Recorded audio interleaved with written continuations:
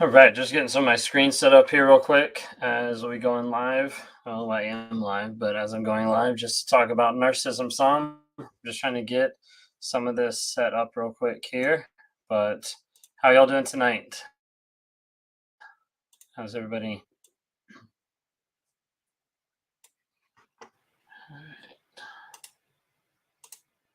Everything's being slow right now as I'm getting stuff started up here.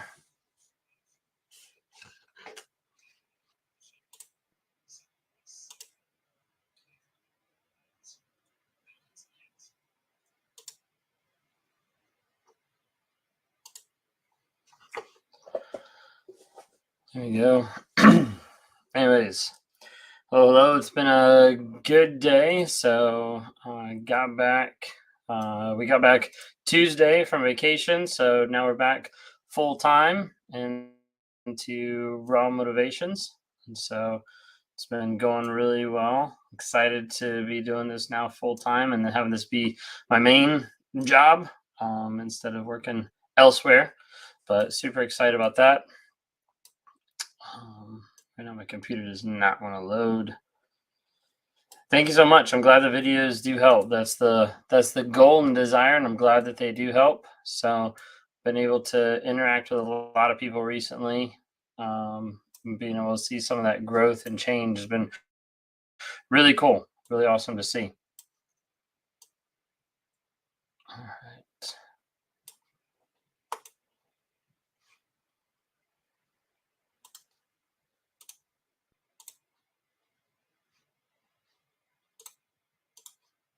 All right. Just ran a little late. We got home and had to get Sophia down to bed. So getting in here, getting everything set up. So hope y'all are doing well. Hope y'all week is going well. Clear out of some of these applications so that everything like moves pretty smooth. Tired of the waves of emotions. Remind yourself to breathe. Yeah, no, absolutely. So the emotions get crazy a lot of times. So breathe. Don't forget to do that. That's for sure. Yeah, a lot of times they do come back. So you have to be really careful. It's not a consistent thing of if they do or when they do. So we're talking sometimes they come back in, 2 months. Sometimes they come back in 6 years. So it's something you have to be really careful and work on go no contact so that they don't have an opportunity to come back and there's not a way for them to come back and still like manipulate you. I don't think that narcissists, sociopaths, psychopaths really get trauma bond to people. I think there's an aspect that there can be some of that if it's with another narcissist or it's with someone with one of those like personality disorders. I think there's some aspect of it there. I was with a girl for a period of time who had BPD and felt like that ended up into an aspect of a trauma bond. So definitely that's one of the ways that I relate to. But yeah. Let's see. We're almost set up. I did not get enough time to set this stuff up beforehand. So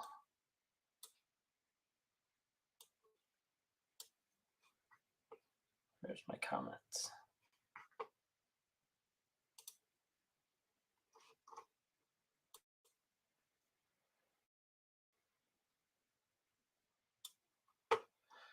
Hello, hello.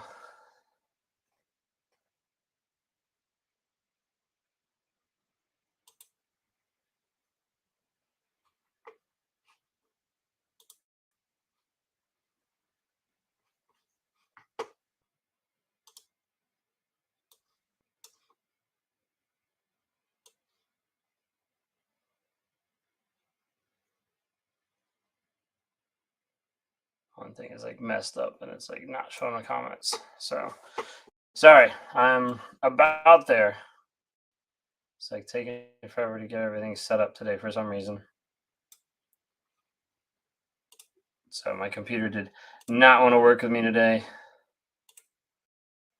We are almost there. Straight. Cool. All right, I think I got it.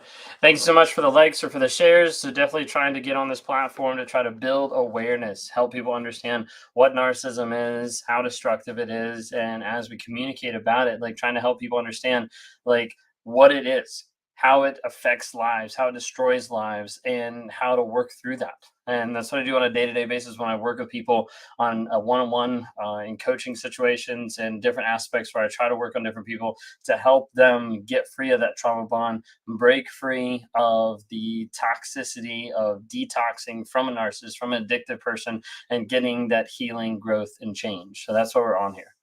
So thank you all so much for showing up. So back from vacation. So life's going to get back a little bit to normal, quote unquote, but a little bit to normal. So here we are back on Thursday night. So that's my night to go live. So Thursday night live, we have 9 to 10 p.m. Not 9 to 10, 9 to 11 Eastern time is when I go live every single Thursday. So if you miss it, or if you're only here for a period of time, be back next Thursday as well. A couple of the things that's going on Wednesdays, going live with Lee Hammock with Mental Healness. So we're live on Wednesdays on mainly YouTube and Facebook, but that's live on Wednesdays. And then also going to be starting up lives Sunday night from 9:15 to 10:15, and that's going to be app exclusive. So people that are in the Narc app, Narcissistic Abuse Recovery Community, Narc app, you can find it on Google Play and the Apple Store. We're going to be starting to do exclusive lives in that community. That's just releasing this coming week,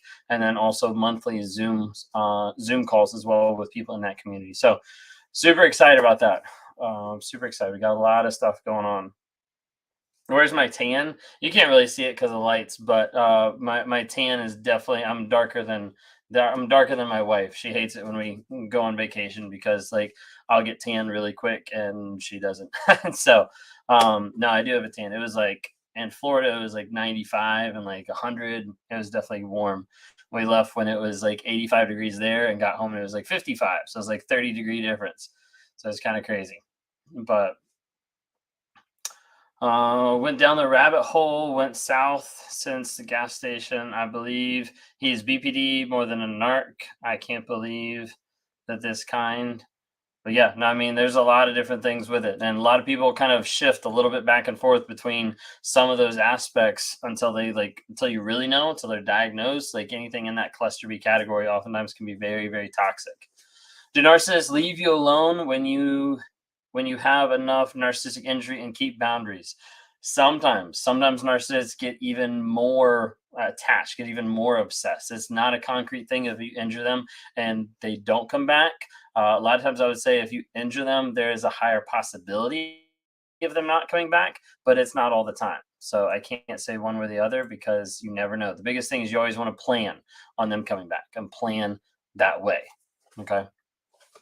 Do you think that there's a way more narcissists in society than people think? Yeah, absolutely. Because there's percentages out there of like this many people are diagnosed, like this many people have narcissistic personality disorder. Well, that's like only the people that they know about. That's the only people that get into therapy, that work through stuff, and are actually like, hey, I got diagnosed as a narcissist. They don't talk about all the people that don't go to therapy, that don't get diagnosed. So yeah, I think there's a lot more out there than what people actually think, what people actually say.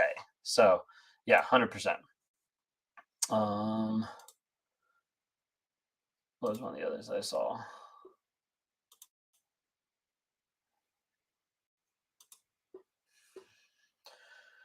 Would you say you've changed genuinely as far as cheating? Yes, I would, because I'm not cheating. And that's not something that I want to go back to at all. Mine is feigning sickness. Of course, it didn't work. I don't know when they'll try next. Yeah, a lot of times they'll use sickness. They'll use the death in the family. They'll use something to try to sucker you back in, to try to get you to the place of like, hey, I'm going to go back to this person, or hey, I need this person, or hey, I need to help this person. Are they affected when you go no contact? Yes, they are, because they lose control. They lose the aspect that they're manipulating, they're controlling you. A lot of times people say like they're just getting everything they want by going no contact. Like, no, like they're actually losing. They're losing a big aspect of they can no longer control you. And that's something you really got to think of, because a lot of people think that that's not true, but in reality, like they're losing control. And that's a big aspect.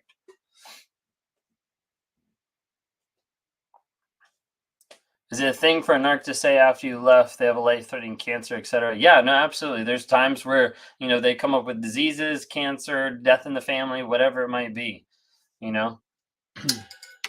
Want to go no contact, but he won't take my name off a car loan. It's keep me playing nice in hopes he'll release me. Yeah, so there's got to be some stuff you can follow through, like even like legally, to try to get to that place. I don't know all the ins and outs on that or how that works as far as like what the car loan's through, but that's just like a thought there.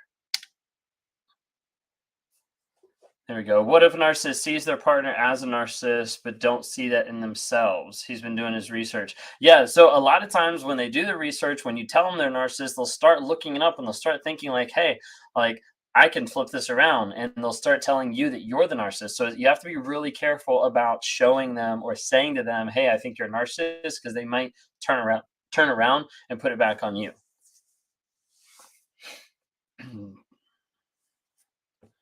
um wow, a lot of comments. A lot of comments. Um, it's hard to watch these videos. Narcissists live in such darkness. Yeah, they live in a lot of darkness. They live in a lot of like void where they're looking for something, where they're looking to try to fill something. If a narc ex friend wants to come back into my life, what should I do? If they're a narc and they're an ex friend, I'd keep them as an ex friend. You don't need that toxicity in your life. But with the same man 3 years, he's a good man, but sometimes shows narcissistic tendencies, and I'm lost. So there's a difference between, throw out the narcissistic tendencies. Like, is his action something that is something you want to live with? Is he actually a good man? Is he valuing you? Is he respecting you? Is he lying to you? Is he cheating on you? Like all the different types of things. Like, how is that relationship working? Narcissist or not, if he's not checking those boxes, if he's not benefiting you as far as like growth and support and love, then it might not be a relationship that you need to be in. After everything he's put me through, why do I still want him? Really good question. A lot of times people still want the narcissist because they've been groomed to be addicted to that person and they want to go back to that person. A lot of times it's because of hope and potential. Hope, potential, and then the thought of like the cognitive dissonance that's going through another person's head of, wait a second, like they say that they love me, they just don't show it.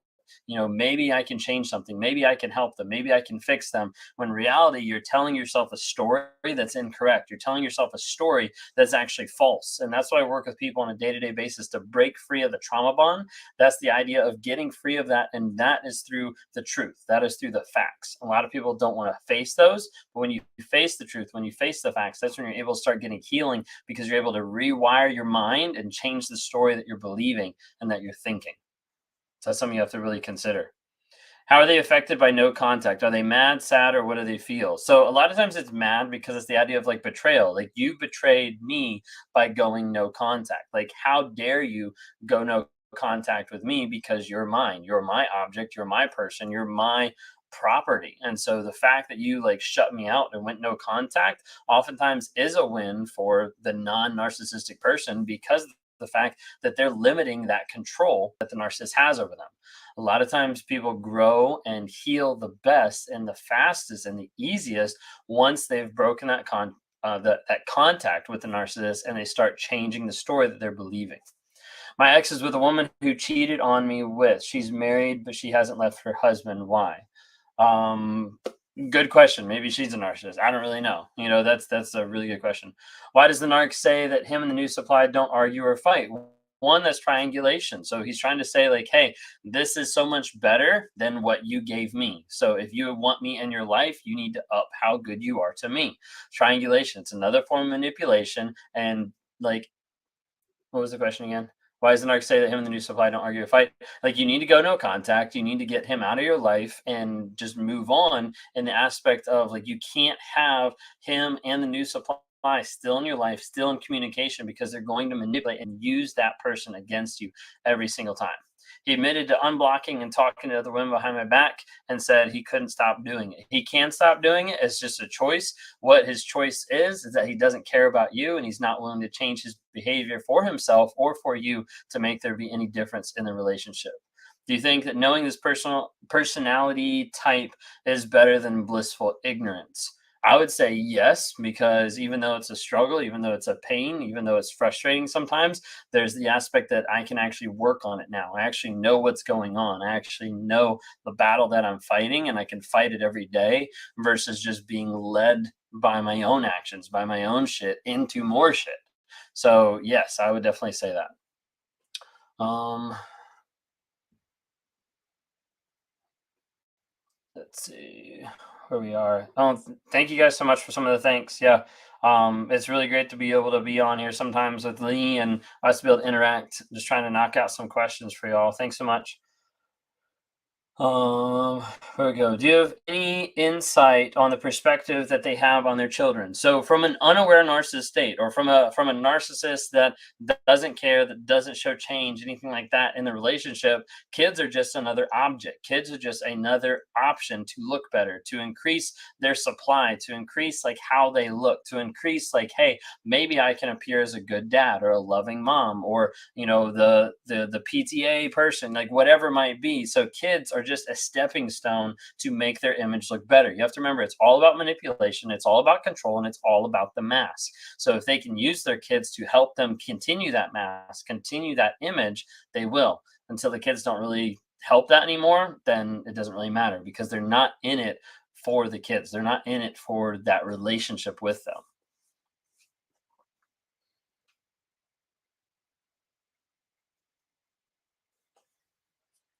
But yeah, absolutely. Great questions.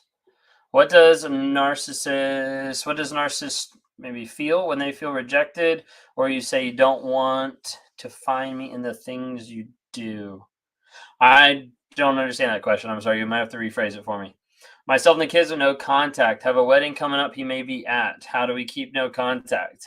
Unless it's like your best friend, maybe you got to skip the wedding, or you got to figure out like if he is going to be there through like someone else, or you got to see how do I interact at the wedding and keep a barrier, keep someone, there that can be, helpful to be able to kind of be that shield. But you really want to keep that no contact. And it's more important than almost anything else out there.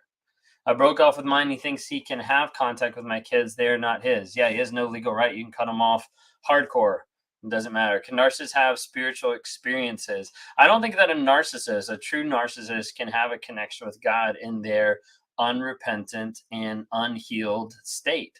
I don't think that it's possible. If they're not self-aware, then they're just they're telling themselves lies, and those lies are going to keep them from God and from a spiritual experience. So no, I don't think so.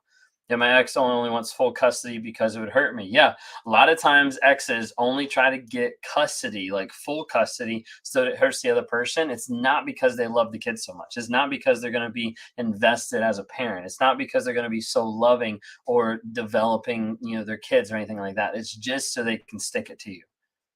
You have to understand that whenever you're going in. So that's why that battle for the kids is so important, because you're not just fighting of who has more time with them, you're fighting for their well-being, for their safety, and for their emotional security.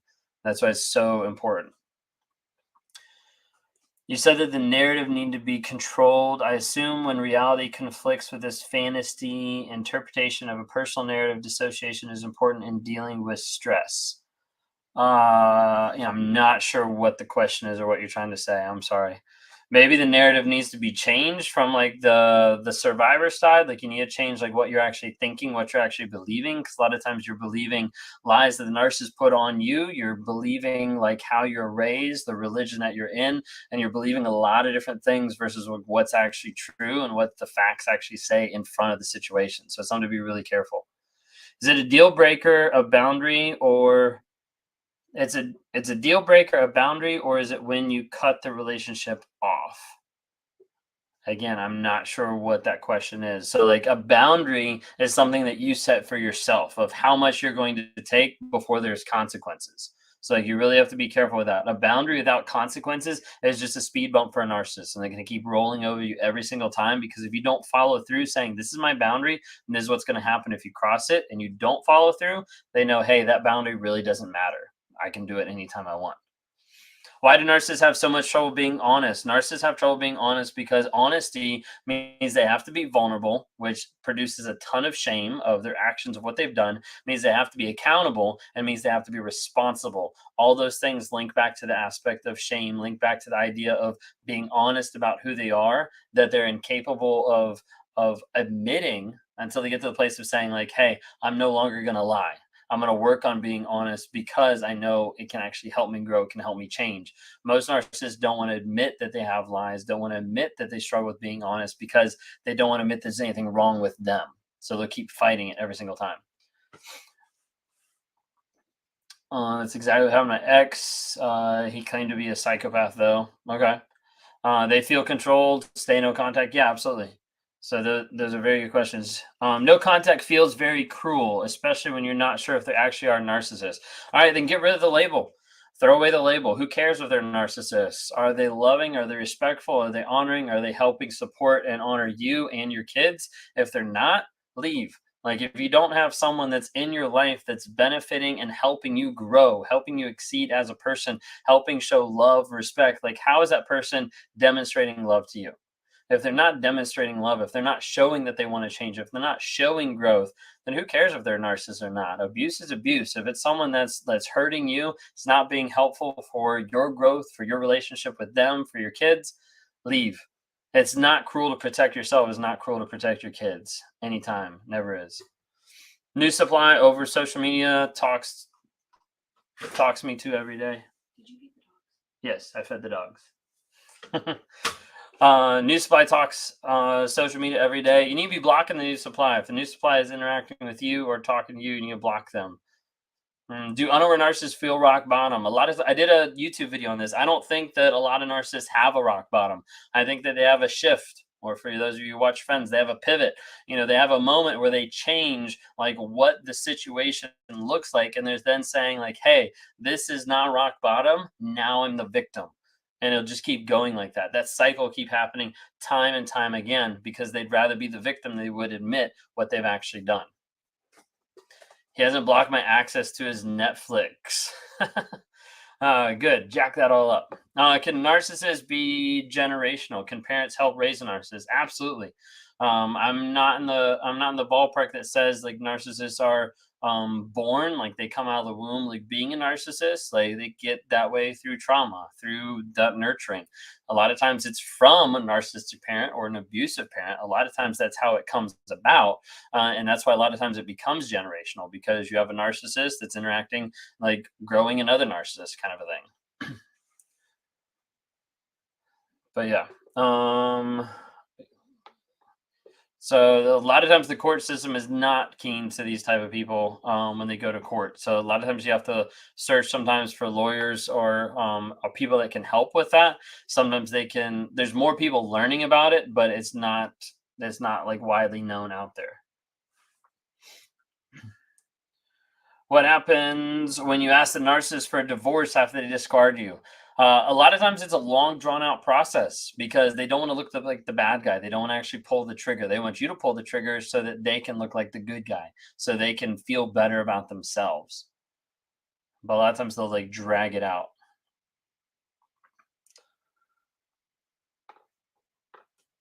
Yeah, no, absolutely. What happens to a narc in old age? Do they understand they cause loved ones to leave all their life? Remorse? No, typically not. Typically not at all. I noticed they change into you, copy all of your morals. Yeah, no, that's a really good one. A lot of times, like narcissists will mimic you. If they mimic you, you end up like falling in love with the person that you think that they are. Then a lot of times it's a mirror image. They're mirror like who you are. All of a sudden, they start liking the same music, watching the same shows, interacting the same way with you as you do with them. And all of a sudden, you're just like, whoa, like we have so much in common. Like that's a grooming aspect. If you haven't seen on the YouTube videos, I've got how a 3-part series, how narcissists groom their victims. And a lot of times it's scripted out of this is what you do, this is what you do. You know, the bullet points. Narcissists groom their victims. 1, we have so much in common. 2, we have the same hopes and dreams. 3, we share the same insecurities. 4, you are beautiful. 5, I've never felt this way in my life. 6, we are soulmates. 6 steps to groom your victims. If you guys haven't read this in the healing process, you need to.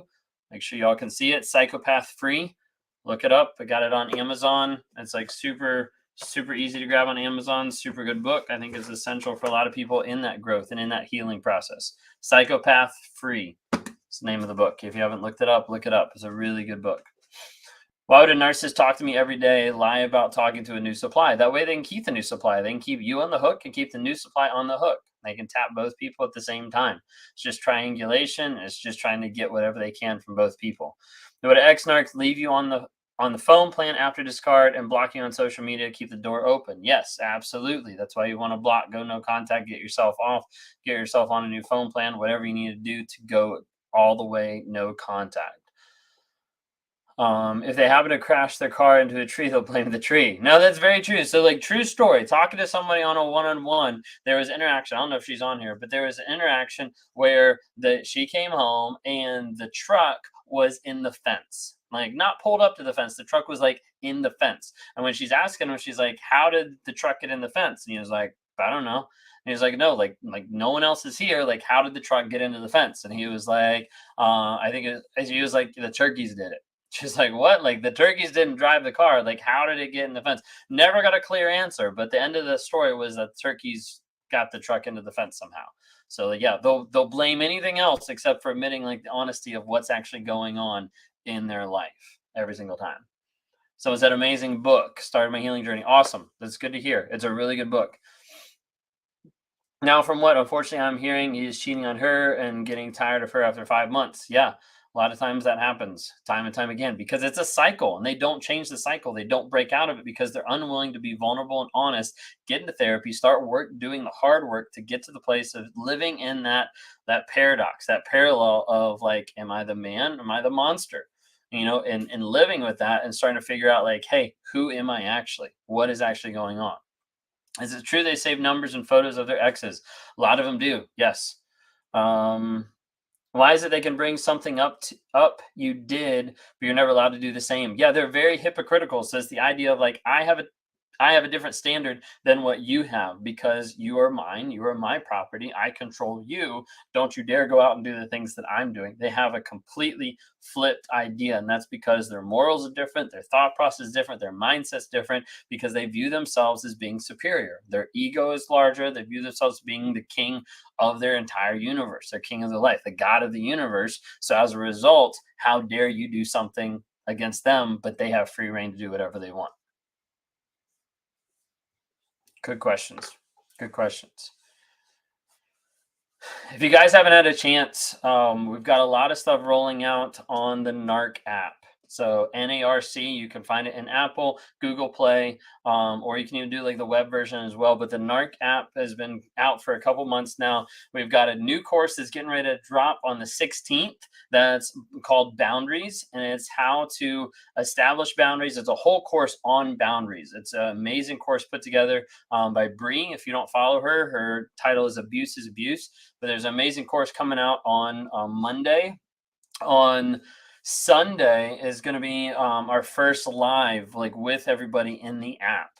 So a way for people to be able to interact and start to be able to build that community in the app where they can interact on an exclusive live. So it's not going to be broadcasted to everybody. It's going to be only broadcasted to the people that are in the app. So we're really excited to be able to start adding different features to the app. There's also going to be monthly Zoom calls for one of the tiers that's on the app as well to be able to build that community and build that interaction and help connect people to people as well. So super excited about that. If you haven't had a chance, check that out. It's got a couple new things coming out, a couple ways for people to be able to have in their hands a way to be able to start working through the stories that they're thinking through, the stories that are sidelining them and pulling them back to the narcissist time and time again. Do they ever care for you at all? How are they demonstrating care to you? A lot of times people want to cling to the idea of they do care, they will care, they can change, all this type of stuff. But at the end of the day, how are they showing care now? How are they demonstrating a willingness to change? Majority of the time, they never do. That's kind of your answer there. Is Narc capable to protect or save someone in danger? Yeah, I think that's possible. They're not necessarily going to always like stand around. Sometimes they will. But yeah, does court order therapy work for them? Typically no, because the narcissist has to want to change. The narcissist has to want to say, hey, I'm going to live my life different. I'm going to work on it. If they're not willing to be honest and vulnerable, then it doesn't matter who orders them. If they're doing it for someone else or for another reason than themselves, it's not going to really change. Nothing's going to happen. Thank you all so much. Awesome. Appreciate it. Narcissistic boss or like narcissistic coworkers, would definitely recommend you to check out on Instagram or TikTok. Heather Coleman Boss, she's got a lot of good content on there about narcissism in the workplace. I'm gonna see about trying to get her to do a course actually of narcissism in the workplace, because that's a really big one. I don't have the best perspective or the most information on it, because in the workplace I was the narcissist, so I don't have as much of the idea from the opposite side, if that makes sense. Um, what am I missing? I don't think I was missing anything. Good question. How do I view the demonic side of narcissism? So I think that demons are real, and I think demons could be in anybody. I don't think that demons like select just narcissists, and I don't think that all narcissists are demons. I think that it's real and it's possible, but it's not limited to like all narcissists are demons. Like I don't think that's correct. I think a lot of narcissists are selfish and sinful, and so that's why they are who they are. If you let someone just do whatever they want to do with no morals, like you get, an extreme narcissist. You don't even have to throw anything else in there like a demon to make them bad. How will my narc ex handle their ex partner dating? A lot of times they won't handle that well, because that's that idea of betrayal. That's that idea of like, wait a second, my property is moving away. My property is with someone else. Like you have to remember, they're very much controlling about the image of themselves and the other person. So the fact that, you have an ex and you're going to start dating means you might get hoovered. You might have them reach out because they think they're betrayed. They think like, how dare you actually do that? You're mine. Can anyone answer, how can my narcissist treat me terrible but our daughter right? So one aspect of that is triangulation of treating the daughter one way, treating you a different way, which makes you kind of doubt yourself, makes you kind of wonder, and makes you try to change what you're doing so that you get that same attention, so you get that same treatment.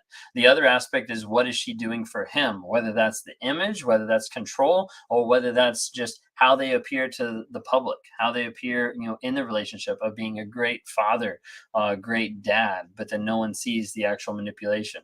As they get older, they'll see the love bombing eventually. Like they'll start to see it, as long as they don't get sucked into being a narcissist as well. But yeah, that's a good question. Does the narcissist think the silent treatment is a punishment? Yeah, absolutely. Like you stepped out of bounds, you did something you weren't supposed to, so they're going to give you the silent treatment. They're going to punish you that way. Absolutely. Does they truly think they were property forever? Pretty much. It's pretty much true. Does it bother narcissists when you glow up after you leave them? To some degree, it bothers them. I would say more along the lines of you going no contact and they can't control you anymore. Some, yes, I would say would get bothered of like, oh, you have a bigger job than them, or even better. That plays to some of the insecurities. But there is other aspects of like, who cares? Like they care about the control versus like what you're doing. And a lot of times, like if you glow up after the relationship, they'll just explain it away of, oh, well, she's probably sleeping with her boss, or he probably did something to get there. Like it's not actually real. They're just doing that to like, they'll make up stories. Do they think they own us forever? Why do they think the way they do? That's a deep one of why do they think the way they do. A lot of that is built up through their trauma, through their responses that they've grown up with. That's changed their perspective. That's inflated their ego, and that's built a wall around them that they're not going to let anyone get close. But they do think along that idea of they own, or like that you're theirs in one sense. My most sincere question is, usually there's no such thing as a self-aware narcissist. How? Yeah, no, there's normally no self-aware narcissist, and most of the stuff you hear out there is that narcissists are incapable of change. I think narcissists are capable of change. The thing is, narcissists won't change. Narcissists don't change. Narcissists can't change without the aspect of becoming honest and becoming vulnerable and admitting, like, hey, I'm stuck in a cycle. And unless I'm actually vulnerable and say, this is where I am, nothing's going to change. Nothing's going to change. And the majority of narcissists are not willing to go down that road, open up the doors, and say, hey, this is my shame. And to sit in that, and to sit in who they are and understand this is the shit that I've created, take responsibility and take accountability for their actions, they won't do that. So as a result, they stay in that cycle time and time again. I'm hoping since he discarded and blocked me, he won't come back. Are the odds higher that he won't try and hoover? No, the odds are pretty high that he'll try to hoover because he blocked you and he discarded you, which means he can unblock and try to come back anytime. So if you ever get the opportunity to block him, try to make sure you block him so that he can't come back. Okay. He acts like I don't exist. What happens between us never happened. Yeah, it's put away. It's compartmentalized. It's put into a box, folded up, and put way back there. So there's not an aspect of like, hey, like that didn't exist anymore. I'm not even thinking about that. Is everyone? It's like everyone's out to get them. Like there's only one soul in the world that matters, and it's theirs. Yeah, no, absolutely. That's like the victim mindset, the victim thought process. What was your rock bottom? What made you get help? So I didn't have a light bulb moment and I didn't have a rock bottom. It was like a slow reveal. It was like over a period of time, learning a lot of different things, seeing my cycle, finally understanding that I had lies, working through different aspects. So learning about personalities. So like with dispersonality, Myers-Briggs, 16 personalities, Enneagram, huge believer in that. Like Enneagram, really awesome figuring out about my personality and saying like, hey, I don't react the same. I interact different with other people. Like something is different here than being in the cycle of constantly cheating, constantly lying, like going back and forth, like starting to be like, this is not normal. What's wrong with me? Thinking, hey, maybe if I get married, maybe if I do this, maybe if I take this job, maybe it'll fix, maybe I'll get better, maybe I'll figure it out and get and work through it, and then never did. And then like seeking that, starting to understand like, hey, like I have shame in my life. I got the book Daring Greatly several years ago. Read it the first time,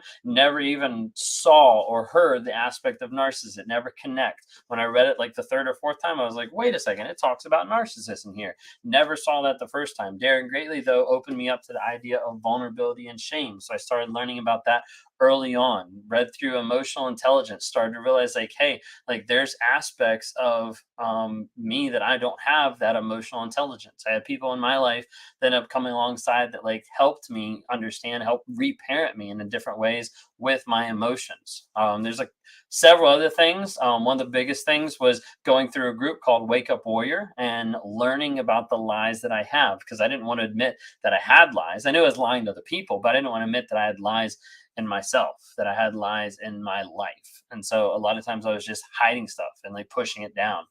But yeah, hopefully that answers your question like a little bit and like a tidbit. You can check out my video on YouTube called Self-Aware Narcissist. It talks a little bit more about that. But yeah, great question. Where are we at? The second he unblocked me, Facebook let me know, so I blocked him. Good job. That's great. No, that's perfect. Do you think they ever realize they are, but they don't care? Yeah, there's a lot of times narcissists like will realize to some degree that something's different, something's weird, and they don't really care. They're content just trying to fix the void with breaking other people. So they don't really change. They don't really care about the other person. Do you still feel like you tiptoe on the line of narcissism? Example being light doesn't feed it. The limelight doesn't feed it as much because of like how my narcissism is and like what I struggle with. So a lot of the stuff that I struggle with in the mind, how I think, how I process stuff, the story that I'm telling myself. So it's not necessarily that I tiptoe the line of narcissism. Like I'm a self-aware narcissist that's in therapy, still struggling with narcissistic tendencies on a day-to-day basis. So like I'm not at the point where I'm like struggling with like cheating or with lying, but all those things are there. Those things would be easy to go back to if I let down my guard or if I said, screw it, but the idea of like, hey, I know that I'm working because I'm struggling every single day, like fighting this battle of how do I work on me? How do I change myself on a day-to-day basis?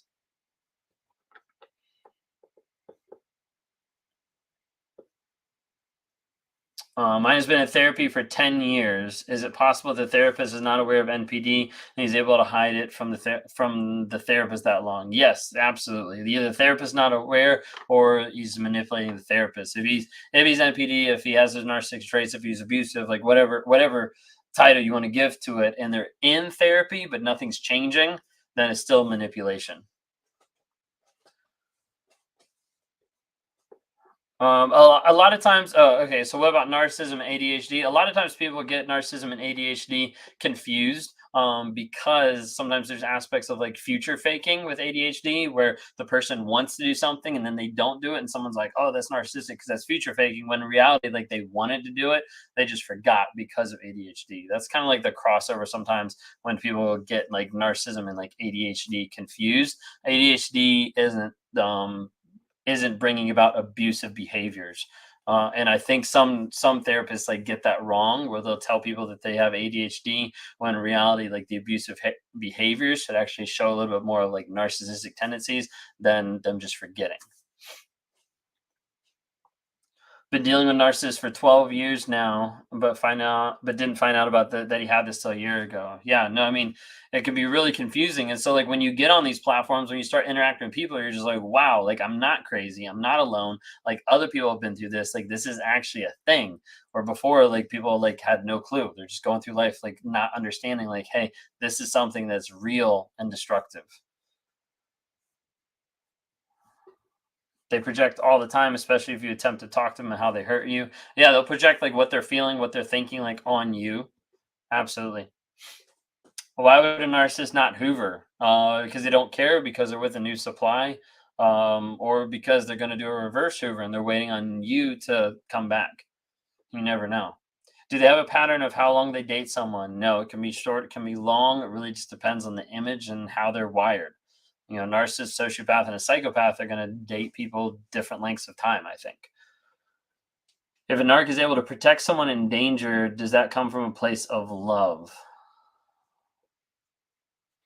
No, I wouldn't always say that, because like they don't have the same concept of love.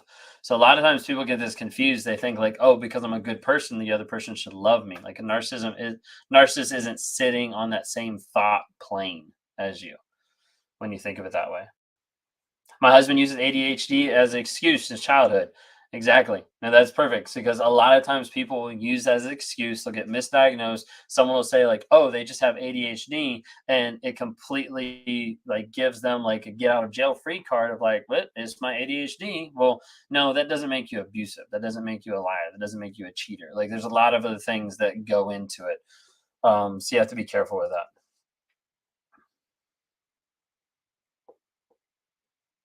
The way you look at it, I'm always going to have a relationship with my ex. She has to get the last word in.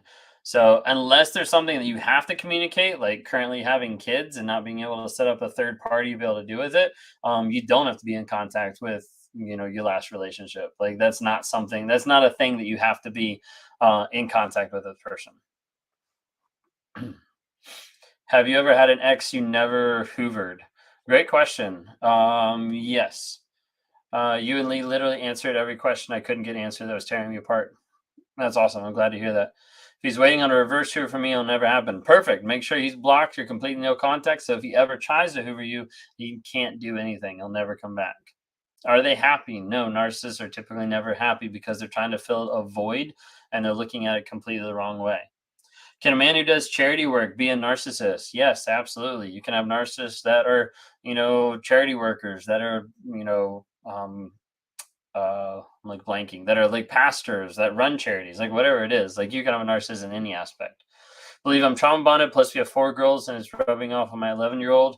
Yeah, no, absolutely. So, trauma bond is really hard to break out of. A lot of people get really stuck in a trauma bond because it's a story that they're telling themselves. It's a story that they have that's either going off the cognitive dissonance, the potential, the hope of a future, the hope that someone will change, and they stay stuck for a long period of time. Um, how to act if we accidentally run into the narc: smile and walk away, or pretend they're a ghost. Pretend they're a ghost would probably piss them off, which like if it was me, I would probably just do that. There's someone in my life that I've well there's a couple people. So I would say there's one person in my life that if I saw them anywhere, I would literally just like turn and run because I'm not gonna put myself around that person because it's so toxic, it's so volatile that it's just not gonna happen. Another person that it has narcissistic traits that I worked for a period of time. If I saw them, I would probably pretend they're a ghost, but part of that would be also just my narcissistic tendencies of wanting to like stick it to them, just being a little vulnerable and honest there.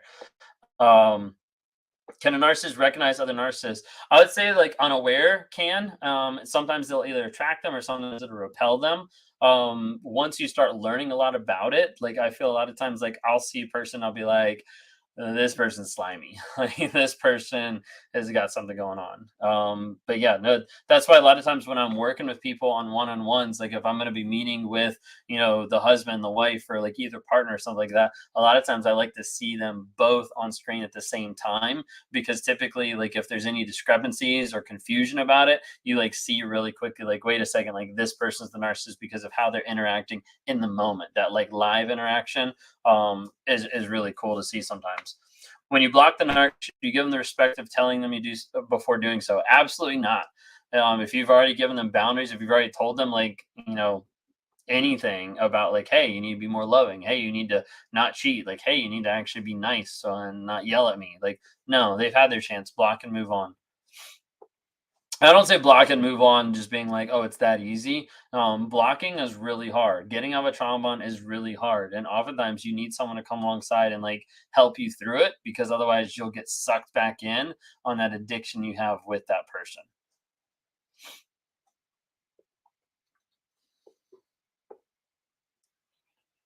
Daughter-in-law gaslights the children and manipulates them. Can this behavior rub off on them? Absolutely. I'm seeing this and hope I'm wrong. Yeah, it can absolutely rub off on them, and they can start picking up that behavior. They can start picking up those traits, those actions. They can start getting to the place where they aren't emotionally involved, they aren't emotionally open, honest, or vulnerable, and they turn into narcissists as well. Absolutely. If a man has two faces, one really good and kind and the other evil, is he a narcissist? No, not necessarily. I mean, he could be, but I would just say he's a liar. If you've got two different sides and you're not willing to be one or the other, then one, you're insecure, two, you don't know who you are, and three, you're a liar. So I'd be careful. Got a restraining order, and 3 minutes later, he got one for no reason. It's crazy. Yeah, narcissists will go to a lot of extremes to make themselves look like the good person. I'm called immature and blocking or choosing to not respond. Yes, because they'll try to turn around on you and they'll try to make you react. Block so that you can't even interact with them. Blocking is hard. It's that trauma bond. How do you get the narc to stop yelling? There's not always a consistent way. Sometimes you can gray walk. That works like 50% of the time. Other times you can leave the situation. That works probably like 25% of the time. Sometimes you can start recording them. That works like 15% of the time. Like there's not a concrete way of stopping them to yell. Fortunately, I don't have the best answer to that. That he explores it with a therapist on his own. Yeah, narcissist needs to go to therapy and work on themselves on their own. It's not going to work to do it with you. Like they're just going to manipulate the therapist and things like that. So yeah, so trauma bond. So I've got a couple different videos on YouTube about trauma bond, but like trauma bond is what I work with people on a day-to-day basis. I work with people in 3 different categories. I work first to try to help you break free of the trauma bond, to break out of the narcissist, and that's rewiring your brain to be able to get rid of the false thought that you're thinking that's underlying, that's keeping you sucked back in, that's taking you through that cognitive dissonance. I work with people to break them out of the trauma bond, to help them get through limbo land, which is the idea of you're detoxing from a narcissist, from that has that addictive nature that keeps wanting to pull you back. This is the place where there's peace, but it doesn't always feel peaceful. This is a place where you start doubting yourself. You start saying, maybe it was me. Maybe I could have done better. Maybe I'm the narcissist.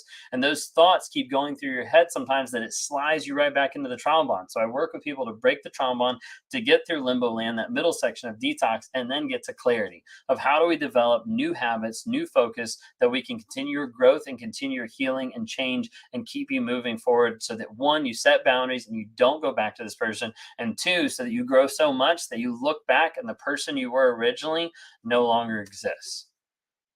A lot of times people want to say, like, I just want to go back to the person I was. The person that you were before was unaware and would run into the same shit over and over again.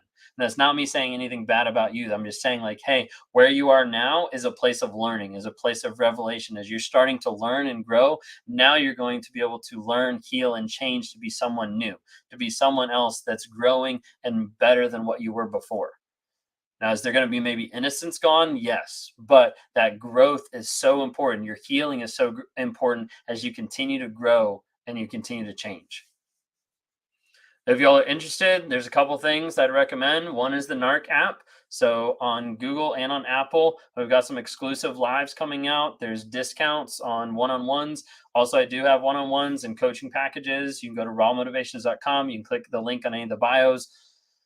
That's my little spiel. Let's get back to some questions. Why do some narcs never shout? It wins arguments because he says, I'm not the one getting angry. Yeah, so a lot of times they'll manipulate. They'll give reactive abuse of where they dog whistle. So like the idea of like they trigger you in front of other people about something that they said in private. They work to slowly like slide in those knives, slide in those digs and get you so upset. And then they'll sit back and be like, see, it's not me. You're the problem because you're the one attacking me. You're the one yelling, but it never goes back to the aspect of, hey, this is what was leading up to it. Why is it that narcs find some people more negative or insulting, I guess, than others? It really just depends on who's attacking their ego, who's attacking their image. I blocked him and then told a family friend to tell me.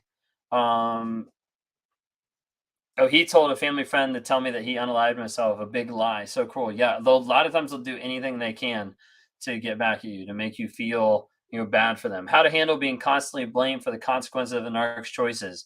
Understanding that you're being blamed for the consequences of their choices. You're not going to change the fact of them blaming you, but you can change how you accept that. You can change of how you interpret that or how you respond to that. Okay.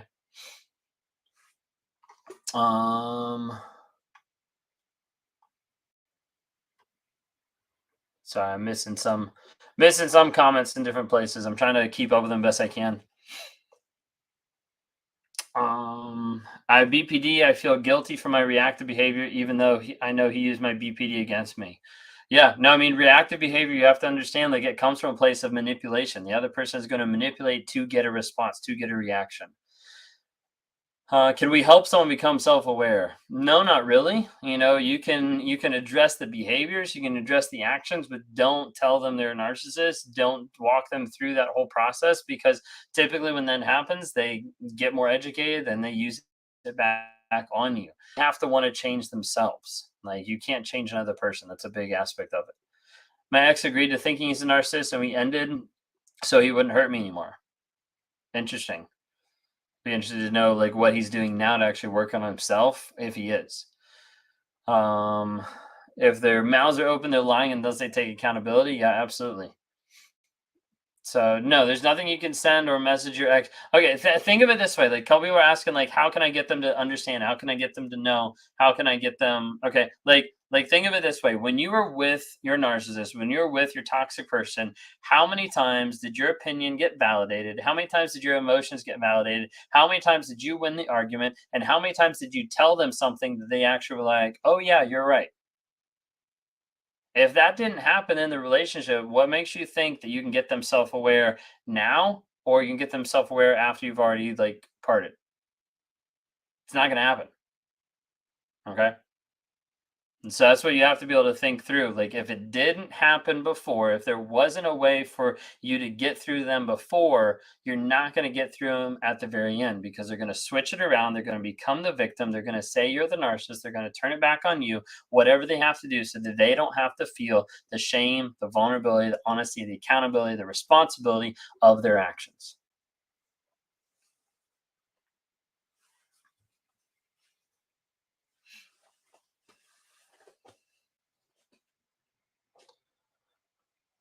When I told my ex-partner's flying monkey friend that I'm now aware that he knew my ex-partner was dating two of them besides me, is that a good choice? No. The good choice would be cutting off that ex-partner's flying monkey friend. Like you shouldn't have any contact with them. If they're a flying monkey, if there's someone that knew about everything going on, they're nowhere near a friend, or you shouldn't even be an acquaintance. So block them just as much as you would a narcissist. Why do they act like they hate you, but they will not let you go? Because of control. They hate you because of you, because they want to control you, because of who they are. Like, really, when it comes down to it, sometimes it's not even that they hate you, they just don't care. They just don't care about you, but they're not going to let you go because you're theirs. They want to control you. They want to control the narrative. They want to control who you are, how they look, how they appear. Why does narcissist get angry and ask me to prove when I'm working? Only dating, thinks nothing, not about cheating. Thinks nothing, not about cheating. Angry and prove when you're working. That's interesting. So it could be like prove you're working because they want that control. Or it could be the aspect of they want to know where you are so that they can do whatever they want to do. Like that's a big aspect a lot of times of like, well, prove you're at work. Why? Well, because I'm out cheating with someone else. And you said like nothing about cheating, but a lot of times it is. I've been gone almost 8 months. I promise it gets so much better. Yes, absolutely. It does get better. Work on changing that story that you're believing. That's why I work with people every single day to help people change that story. If you want to interact, if you want to talk sometime, you can go to rawmotivations.com. You can join the Narc app. There's a community there of like minded people that are working on this every single day, trying to help people grow, help people change. The hardest part is realizing that they just don't care about you. Never had, never will. Yes, that's the hard part because a lot of times people think I'm a good person, so someone should care. And that logic only works for you. That doesn't work for the narcissist because they don't think that way. They don't have the same morals. They don't have the same standards that's like, oh, this is a good person. I should be nice. They don't really care because that doesn't matter to them. They're not on that same level of logic and of thinking, of moralistic thinking. They're the God of the universe, and everybody else is meant to be able to worship and serve them.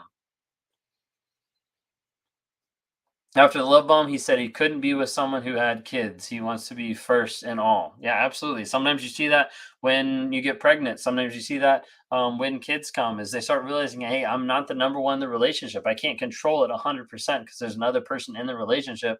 I'm out. Why do I keep attracting narcissists? I'm starting to see a pattern in the partners I have. The reason why you keep attracting narcissists is because you're being attractive to what they want or to what they have. So you might be struggling with telling someone no. You might be struggling with setting boundaries. You might be struggling in identifying red flags and working on your attachment, working on your development. I know those things sometimes are like hard to hear, but when it comes down to it, when I work with people on one-on-ones, we start talking about the narcissist. We start talking about everything that they've gone through, the mindset, the thought process, but then the conversation changes to you of how are you going to work on changing yourself, changing the story, changing the thought process, because otherwise you put two people in a room, you put two toxic people in a room, give it like 10 minutes and they will find each other. Like this is like even like proven science that like you have people and based on their energies, based on their personalities, like different things, you'll find people that gravitate toward each other. So how do you work on developing yourself so that you don't gravitate to those? Boundaries, he never listens to those. Okay. If he never listens to those, you shouldn't be with him or you shouldn't have any interaction with him because boundaries without consequences means you are willing to be abused. That is what the narcissist is thinking. If you say, hey, don't cross that line, and they cross that line and you don't do anything about it, that just means to them, this person doesn't care about that boundary and I can keep crossing it every time I want because I'm in control and it doesn't matter what they say. One of the most common red flags in narcissists, lying and cheating, but obviously you don't always see those initially. A lot of times, like one of the best ways is setting boundaries, telling them no, and then seeing how they react. It can be very clear, like once you see like how they're reacting to what you're saying, that all of a sudden you're just like, wait a second, like you can't really handle rejection very well. Like you can't handle like a simple no. Why does a narcissist, when you reject them and they feel rejected, are you setting boundaries? What does a narcissist maybe do when you reject them and they feel rejected and you're setting boundaries? So a lot of times they'll hoover more, they'll love bomb, they'll break through, they'll yell, they'll scream, they'll do whatever they can to break you and to break that boundary that you're setting. And if you don't follow it up with consequences, then it's going to happen. You get so bored with regular partners. Narcissists always give so much attention. It's fake. It's false. Like the thing is, like that's an attachment thing. That's a attachment, but I'm trying to think of another word. Like that is an attachment thing that you're looking for something that's not actually real. You're looking for like a high with another person that's not actually real. You have to step back and work on yourself to be able to change that. Otherwise, you're always going to be chasing that high in another person and not learning to say like, hey, this isn't real. I need to actually change my perspective because otherwise, narcissistic abuse will get you to the place where you think, hey, this is what love is, or this is all that love is cracked up to be. Okay. So you have to like think through that really, really hard. How to get a narcissist husband to come to an agreement during a divorce. So far, he keeps avoiding any discussion. A lot of times, you got to bring in, the court system and like kind of force the issue.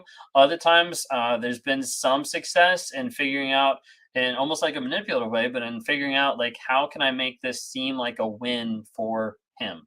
How can I make it seem like they win or they get what they're looking for, but at the same time, you get the things that you need. So maybe it's like you get full custody of the kids, they get like the money or the house or whatever it might be. At the end of the day, who cares? You can rebuild anything, you can't rebuild your kids. Can't play video games, blah, blah, blah, blah. You get this. Saying, so I'm trying to catch up on like there's like a lot of comments coming in. Y'all are like blowing it up. It's awesome. What does it mean when they spy on us through my house window to see if I am doing? Curiosity. We're talking like stalker, psychopath, sociopath. Get a restraining order, get that person off your property. Do you recommend keeping a narcissist on child support? I would love to see a narcissist that actually pays child support. They are few and far between. We're talking like I would throw out there 5% of narcissists in those type of relationships pay child support. The other ones have to get like drafted out of their check or like court ordered. And even then, sometimes it's even lucky to be able to get that. A lot of times they don't even do it. Being 6 months, fake accounts, flying monkeys still find me. Does it ever end? Sometimes you got to change your number, go off social media, do whatever you can to be able to hide that so that it does end. But sometimes it has to be you. It's not going to come from them. Make it sound like he's getting the win. That's what I'm going through with the divorce. Yeah, absolutely. How did you choose your partners? Looks or easy to manipulate? I think a lot of narcissists go on the lines of like easy to manipulate, vulnerable, or the idea of having boundaries that they want to break or they feel like they can break. So it's that idea of like being able to manipulate, being able to push someone's boundaries where they're not going to stand up enough to be able to stop it. How can a narcissist quit their job, abandon their kids, and move out of state? Because you're attaching the idea that those things matter. They're attaching the idea that that job matters, that their kids matter, that you matter, when in reality, the only thing that matters in their mind is them. Boundaries, nothing works. Gray rock, nothing. They're unpredictable and rage at everything. If you can flee, do it. Yeah, absolutely. If they're not respecting your boundaries, you need to leave. Sometimes they'll continue to pay child support to look good. Yeah, no, absolutely. If they do, like that's great. Like I said, take advantage of that if they're going to actually pay it. I'm late on here, not sure if you covered it. Do you think EMDR will help make a trauma bond? I've tried therapy, antidepressants, and journaling. I can't get out of the mindset of wanting him. So yes, I do think excuse me, EMDR. I do think EMDR is helpful and can help break out of a trauma bond. EMDR is going to take the trauma that you have in your mind, is going to reduce the effect, is going to make it more neutral. I was talking to somebody today, and I was like, I think how I would describe EMDR would be like the surgery, and then the coaching and the therapy after that is kind of like the physical fitness, like the physical, like working on building those muscles back up, whatever the word is. I'm losing what the word I'm trying to find. But EMDR I do think is helpful, but when it comes down to it, it's the idea like you have to be able to change the story. You have to be able to rewire your mind and what you're thinking. Otherwise, you're always going to go back. You're always going to go back if you tell yourself the story that pulls you back to them. Do they love bomb when you leave so they can be the one to break up with you? Yes, absolutely.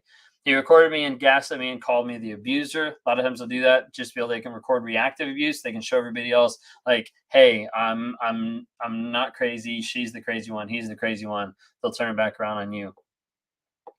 How can they lack empathy and yet feel other emotions? So they can have emotions. Like a lot of times people think like, oh, narcissists don't have any emotions at all. They do have emotions, but the majority of the time those emotions haven't been developed and haven't been to a place where they actually know how to be able to work on them, how to be able to help that like deal with those emotions. And so like a lot of times those emotions come out in rage, anger, frustration, all that kind of stuff. I believe EMDR is desensitizing you so that memory or thoughts are not as impactful. Yeah, that's kind of one way to put it. So it's like opening up your mind to be able to work on those different things in your mind so that it's not as debilitating. It's not as like sidelining. It's able to be look at those trauma events and feel more neutral about them.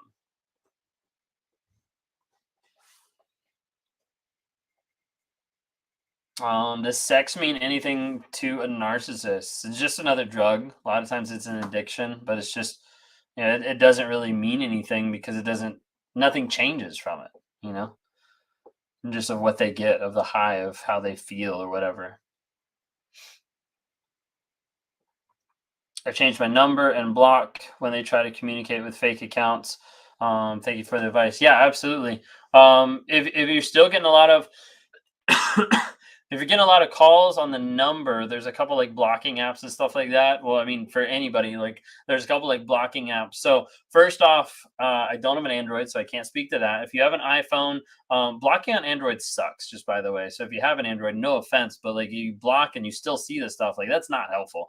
But if you have an iPhone, you can go into the settings and you can say to silence unknown callers. That helps to a certain degree. Second line of defense is if you're on some of the major carriers, they actually have some like filtering and like blocking options. So like Verizon, T-Mobile, AT&T, might be one or two other out there. You can like find those on the Apple Store and actually use those to be able to help filter out some of the calls so you don't have those so much.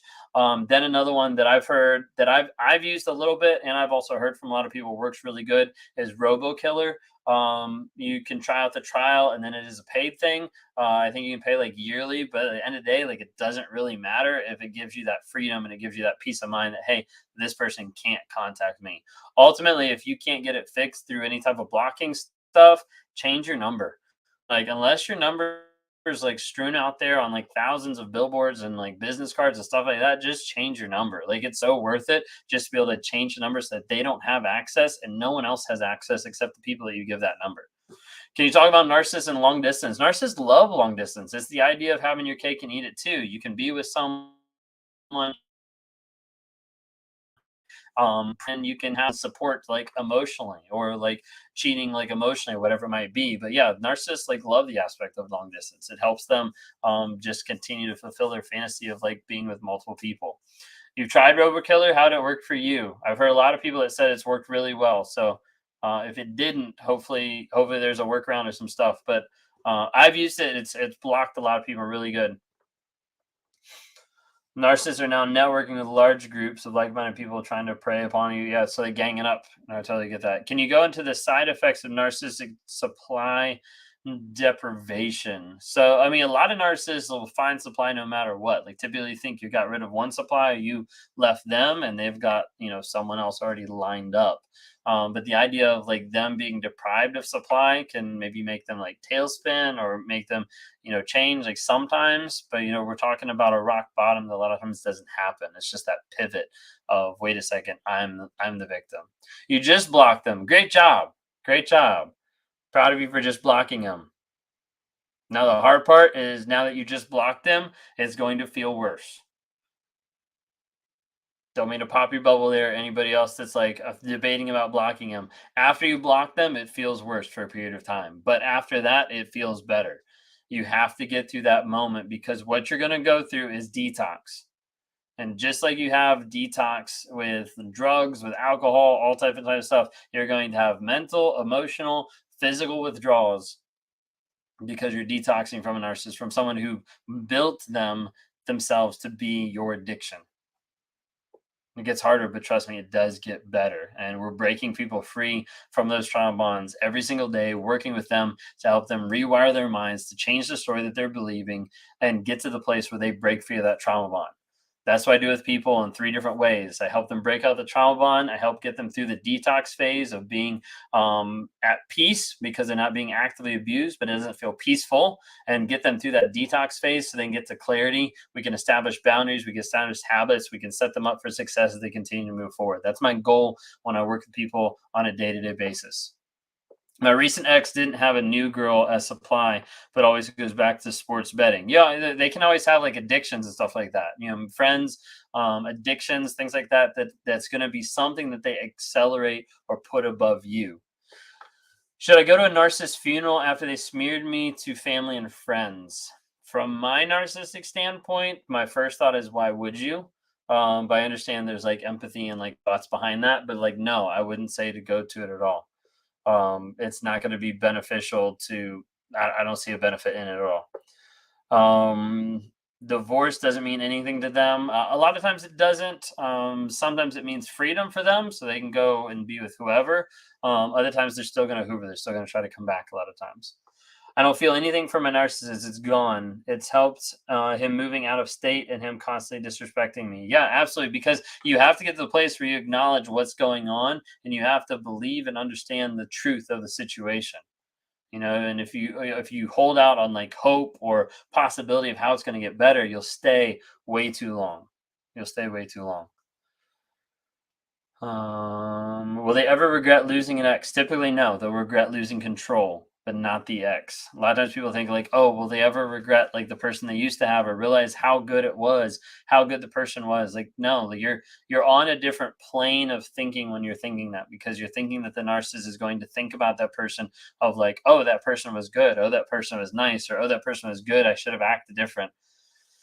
That's not in the wheelhouse. That's not what they're thinking. Is it common for a narcissist husband to say you humiliated me when you haven't done? Yeah, absolutely. Because they want to try to put blame on you, even if it's projection. They might be mirroring or projecting the same stuff that they're doing onto you, so they don't have to feel bad about what they're doing. Detoxing is torment, trying so hard to release and move forward. Yes, would love to talk to you to try to help you work through that story, because that story is very crucial to helping with that detox process. Like if what's getting you triggered to go back or think about the person, what the feelings that you're experiencing, what's the emotion that's underneath that, and then what's the story that you're telling yourself, and then how does that line up with the facts? Like when you compare that to the facts, how they prove or deny the story that you're thinking. Exactly. Complete control on you, on the budget, all they spend, whatever. Yeah, absolutely. It's hypocritical, and then they love to be able to control the finances a lot of times. Absolutely. Um, Also, any advice on dealing with the slander, especially if you're in a professional field? A lot of times you can't defend yourself that much because they'll just look like you're the crazy one, or jealous, insecure, like whatever it is. A lot of times you have to connect with the people that you know that are your friends, that you know are really true, and you have to be able to go from there. And people who know you, people that you interact with, got to know like, hey, this person is this way, and they're not the person that they're getting smeared from. He had us in therapy only to use what she suggested for us to work on for me, not him. Absolutely. So this is why I normally coach and counsel people: don't go to therapy with a narcissist, because a narcissist is going to use and manipulate the things that happen there to be able to turn it back on you and to say that, hey, it was your fault. You're the reason why I'm this way. Reason. Um, you're the reason why all this happened. You're the reason why I cheated. Like whatever it might be. All right, here's a good question. Okay. I'm not going to pick on you, but I'm going to pick on you. Why do they do good hearted people wrong? Now, I want you to think of this. Why do they do good hearted people wrong? Why do they hurt good people? Okay. The concept, the logic that you're thinking when you ask that question is the concept of, because a person's good, people should treat them good. Okay. Like that's the logic behind this question here, is if a person is good, people should love them, should respect them, should be good back to them. That is operating on a standard of morals, of respect, of honor, of connection, of all these different types of things. That's operating on that one section of morals saying, hey, if a person's good, someone should treat them good. Okay. Narcissists don't think that way. And so that question of why do they treat good-hearted people wrong doesn't even match up on the whole genre, on the whole mindset thinking of the narcissist, because it's not about the other person, because it's about the narcissist. They don't care. Like when you think of like why would they hurt me being a good person? Because it never mattered about how good or how bad you were. What mattered was their mask, their image, their ego, their world, the people that serve them. Like that's all that matters in the narcissist mind. So when you come to the table and you're like, how could they do this to a good person? You have to understand that's taking the concept, the logic, the morals of saying, hey, good people should be responded to in a good way. The golden rule, whatever you want to call it. Narcissists don't operate on that same playing field, on that same plane. You have to understand it's a completely different book. Thank you for letting me pick on you.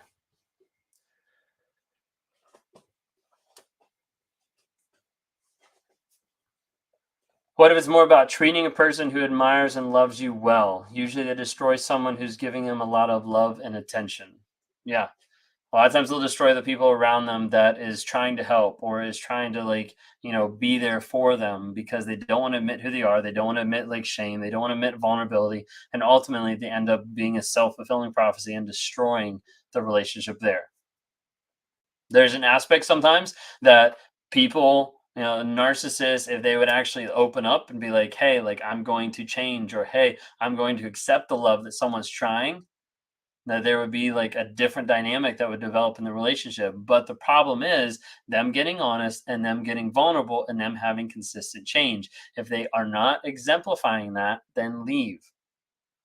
I want to clarify as I give a slight object of almost hope in one sense. I need to have people understand can a narcissist change? Yes, a narcissist can change. Will a narcissist change? No, because they don't want to admit and be honest and vulnerable and actually work consistently to deal with their shit, deal with who they are, and actually implement changes to change their behavior. If a narcissist is not having honest vulnerability and consistent change, leave.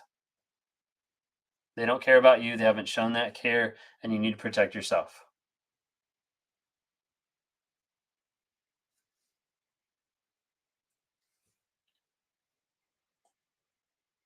He tried to destroy me, but not going to let that happen. Did it change some things about me? Yes, but I'm healing. Yeah, absolutely. Continue to grow, continue to heal. With a divorce to punish, mine said that I should have valued him. Yeah, they'll do anything to punish. They don't really care. There's everything is on the table.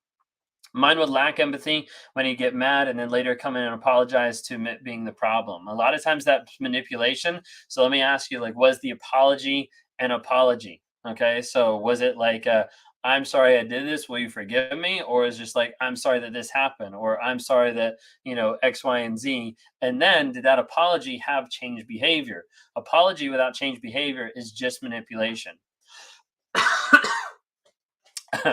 Bro, where's the new shirt? I wore it yesterday. I wore it yesterday in my live. So I try to change shirts so people don't think I'm wearing the same shirt 3 days in a row, which I'm not most of the time. Could someone become a narcissist instead of just a manipulative person? I was married for 18 years and he left me for a coworker that he swore he had no feelings for. So take out the narcissist, take out the manipulative person. So he left you for a coworker, so he's a cheater, he's also a liar. So at that point, it doesn't even matter what the label is or if they're a narcissist. A lot of times people want to attach the label, or they want to, get to the place of saying hey, they are a narcissist and that makes them feel better about leaving. What we need to focus on is the attributes and the actions and the behaviors. Because when it comes down to it, it doesn't matter if the narcissist is diagnosed or if they have the narcissistic traits. If they're abusing you, leave. Leave.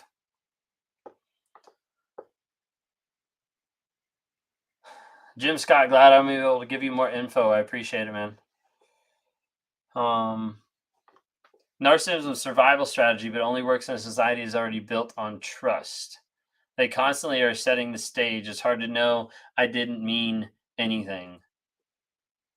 So the thing is, you didn't mean anything to them because they didn't demonstrate that care. That doesn't mean you didn't mean anything, because your worth comes from inside you, not from someone else's validation.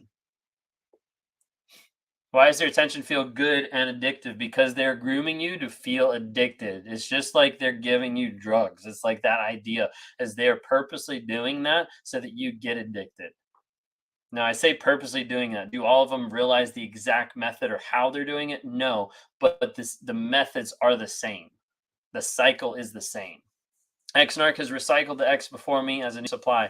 How does that even work? Same reason why a lot of people on here go back to their X multiple times before they finally break it off, because it's trauma bond, it's addiction, and they're working on going back because they haven't rewired their brain and they're believing the story that's underneath their feelings, their emotions, underneath a trigger that pulls them back to that person, even though they know, hey, logically, I know this person is bad for me, is toxic for me, but emotionally, I still want to be with them. I still, want to try. I still, all this type of stuff. And it builds up that cognitive dissonance. So that cognitive dissonance is the idea where the narcissist is there. They slap you in the face and they say, I love you. Then they slap you in the face and they say, I love you. And then they slap you in the face and then they say, I love you. And then they slap you in the face and then they say, I love you. And what happens is over a period of time, you start to believe this is love or this is all I'm going to get. Like this is all that love is cracked up to be. And so it keeps people addicted even longer. If you haven't check out on YouTube my video, How the Narcissist Grooms Their Victims. It's a 3-part series that goes into detail about how they end up getting you addicted. Or if you want to talk sometime, I do one-on-ones, rawmotivation.com. You can click the link in my bio, anything like that. But like that's a lot of times what I work with people to deal with is breaking out the trauma bond, breaking free from the addiction, and establishing new habits so that you can set your boundaries, so you can get clarity, so you can get your vision back, and you can build positive habits that help keep you away from that person and help keep you on that path of growth.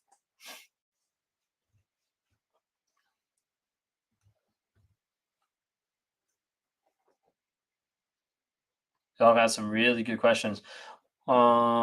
Is it true that narcs kind of have a sixth sense and feeling when their discard supply has moved on from them? Yeah, that's true. I don't really know how to explain it. It's almost like they know when to reach out. That's why it's so important to go no contact, because you think like, hey, everything's fine and dandy, and then all of a sudden they reach out like in the moment. Like that's how they pop up during the holidays. That's how they pop up when you feel better, when you start to heal, like all those type of things. That's why it's so important to go no contact. Otherwise, that addiction will pop up almost every single time.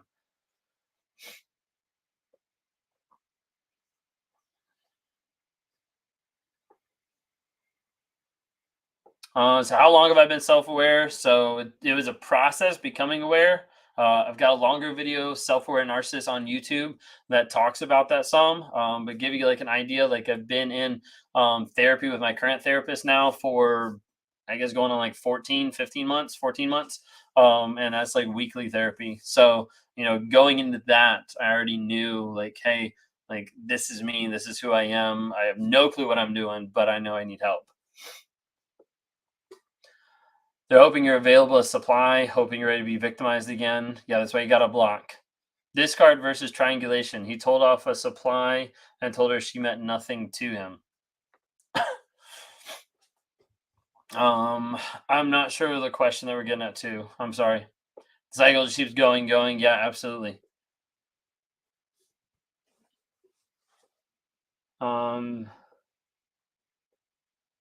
Awesome. Yeah, no, I'm glad there's a good support system. So definitely like keep interacting, connecting with people on here. There are a lot of people that's starting to connect more on the Narc app. It's been out for a couple months now, so you can download it on Google and on Apple. We're going to be doing exclusive lives on Sunday nights, 9:15 to 10:15 Eastern time. We're also going to be doing once a month exclusive Zoom calls as well. Where people that are on the app, that are on the second tier of the app, can actually start participating in that. If you're on the app, you'll be able to start booking from the app as well. Also, if you're on the second tier of the app, there's like discounts and different like exclusives that we're coming out with as well. So trying to be able to help build a community of like-minded people that are growing and changing, and being able to help build that. It's really exciting to see.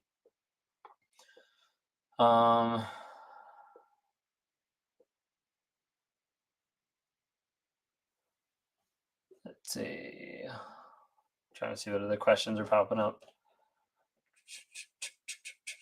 There's a lot of things that help make me realize. Check out on YouTube my video, Self-Aware Narcissist. That's like a 11-minute video or whatever that kind of goes more into detail about it.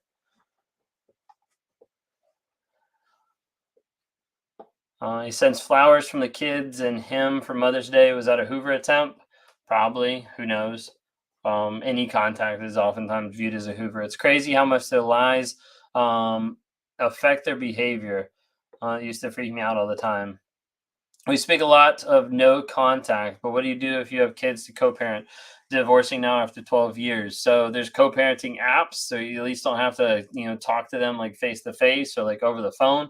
There's also like third parties. There's third parties you can run it through, or through like divorce, you can run it through some of the court system as well. But yeah, like there's different ways, fighting sometimes for that custody and then being able to block them completely. Sometimes that goes that way too. A lot of times that's a long and hard battle as well.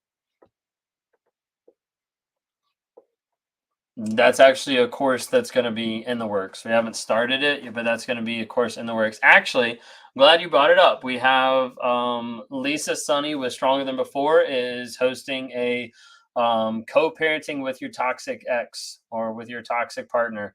That's coming up here in June.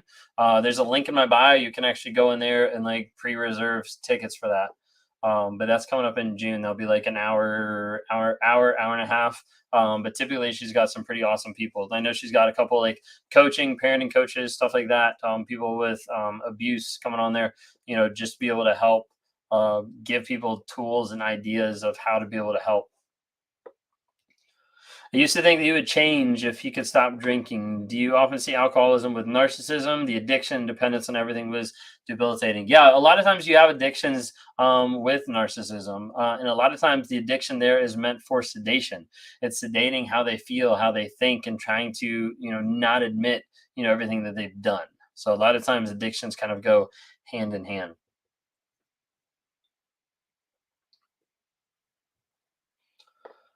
Um, yeah, they come back just when you're starting to feel better. Yeah, no, absolutely. Um, how do victims cope? So it's the idea of like learning and growing, like learning about narcissism so that you don't run back to it, and then also learning how to change the story. So that's what I work with people every single day, is how to change the story, because you're believing a story that ultimately tries to pull you back. Sometimes that's built on hope, potential, cognitive dissonance. It's pulling you back to the narcissist, and changing that is super important. Acknowledging what are the facts, what the truth in the situation is really important. Why does he make it seem like it's up to me whether he cheats on me or not? He'll say things like, well, if we're together, I won't sleep with anyone else and then sleep with other girls anyway. So that's the idea of like triangulation, and also just like carrot dangling. Like he's dangling the carrot, the idea of the prize in front of you, which is just doing manipulation. It's just controlling you. Um, you need to block and leave. Oh, you love the 10-step breakup? Awesome. Yeah, no, if you guys haven't had a chance to check that out, that's a YouTube video. I actually don't remember the title of it, but yeah. Um, do narcs love people to be obsessed with them? Yes, narcs love people that, treat them like gods. And when you don't, then that's the idea of like betrayal. Why does the mask fall off after you have a narc baby? A lot of times, like as you get pregnant, a narcissist, that's a big aspect, because the aspect of like when you get sick, that you can't like focus on them as much. When you're having a baby, you can't focus on them as much. They start realizing, hey, they're not number one. Let me go find someone else who makes me feel like number one. So a lot of times you have a lot of narcissists that cheat in that aspect. And a lot of times the mask falls on after that, because of the fact that, they realize they're not number one. Narcissists typically don't feel guilt, and a lot of times their guilt is very minuscule or very quickly or very quick. And then they, move past it, because that guilt and then that shame kind of go together. They have to be able to move past that. So then they blame it on someone else, or they rage.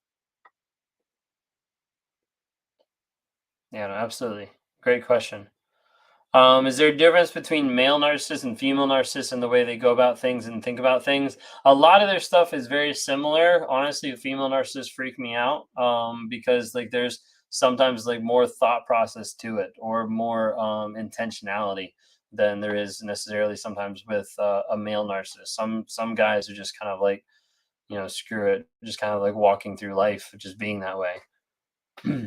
So yeah, no, like there's definitely different narcissists who have sex addictions. A lot of times, I find out with a lot of narcissists, like they don't have necessarily sex addictions; they're just narcissists. But yeah, addictions come hand in hand with a lot of narcissism out there. Why is he unapologetic, never vulnerable? The never vulnerable would be admitting, being honest and being accountable and experiencing shame in that. So they're not going to jump into that. Unapologetic typically is because they don't think they've done anything wrong. That's that ego, that self entitlement. They could be cheating on the phone in the same room and when they leave in another's bed. Literally all 30 plus signs I had, they will cheat anywhere and everywhere. Yes, absolutely. And they'll cheat and they'll compartmentalize. They'll put it in boxes so that they don't crisscross that reality of like, hey, when I'm in this reality, I'm like being with this person and this other person doesn't exist. So therefore, like, no, I'm not cheating on you. Like, this is everything. Like, I love you, blah, blah, blah. And then they jump to the other reality of like, hey, now I'm with this person. That person doesn't exist. So, like, I love you. I care about you. It's just back and forth. It's just compartmentalizing. I'm sick right now, and his excuse to help is if I get it, I will infect everyone at my job. Yeah, narcissist doesn't care when you're sick. They're inconvenienced. And it's really frustrating. There's a few out there that they'll play the hero, that way they can turn around and use it back on you. But the majority of them, like you being sick is an inconvenience to them. Like, how dare you get sick and not still serve me?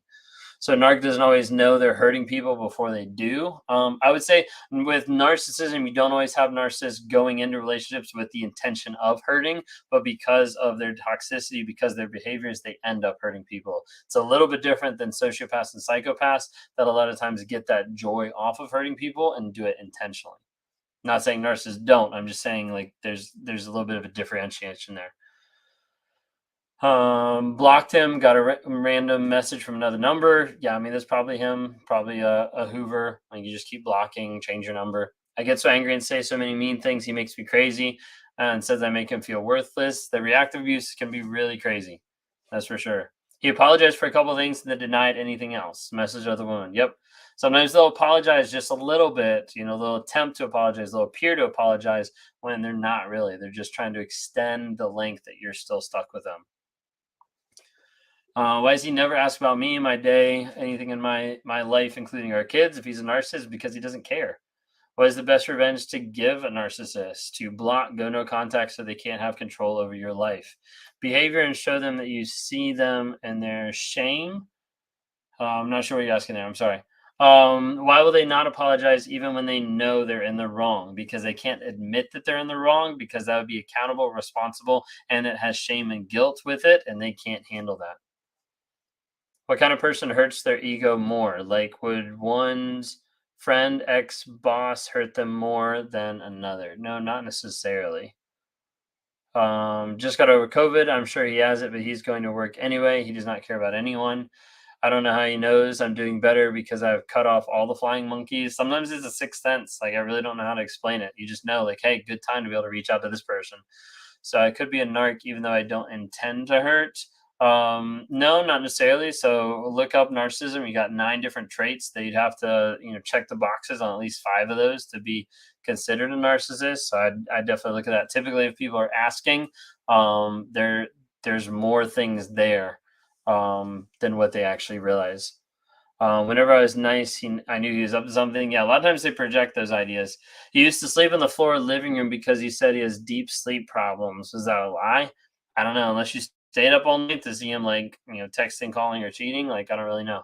I had a hangover once. Instead of checking on me, he left and returned to play video games. That truly opened my eyes. Yeah, it shows you that he doesn't care. That, like, what you're going through does not matter to him.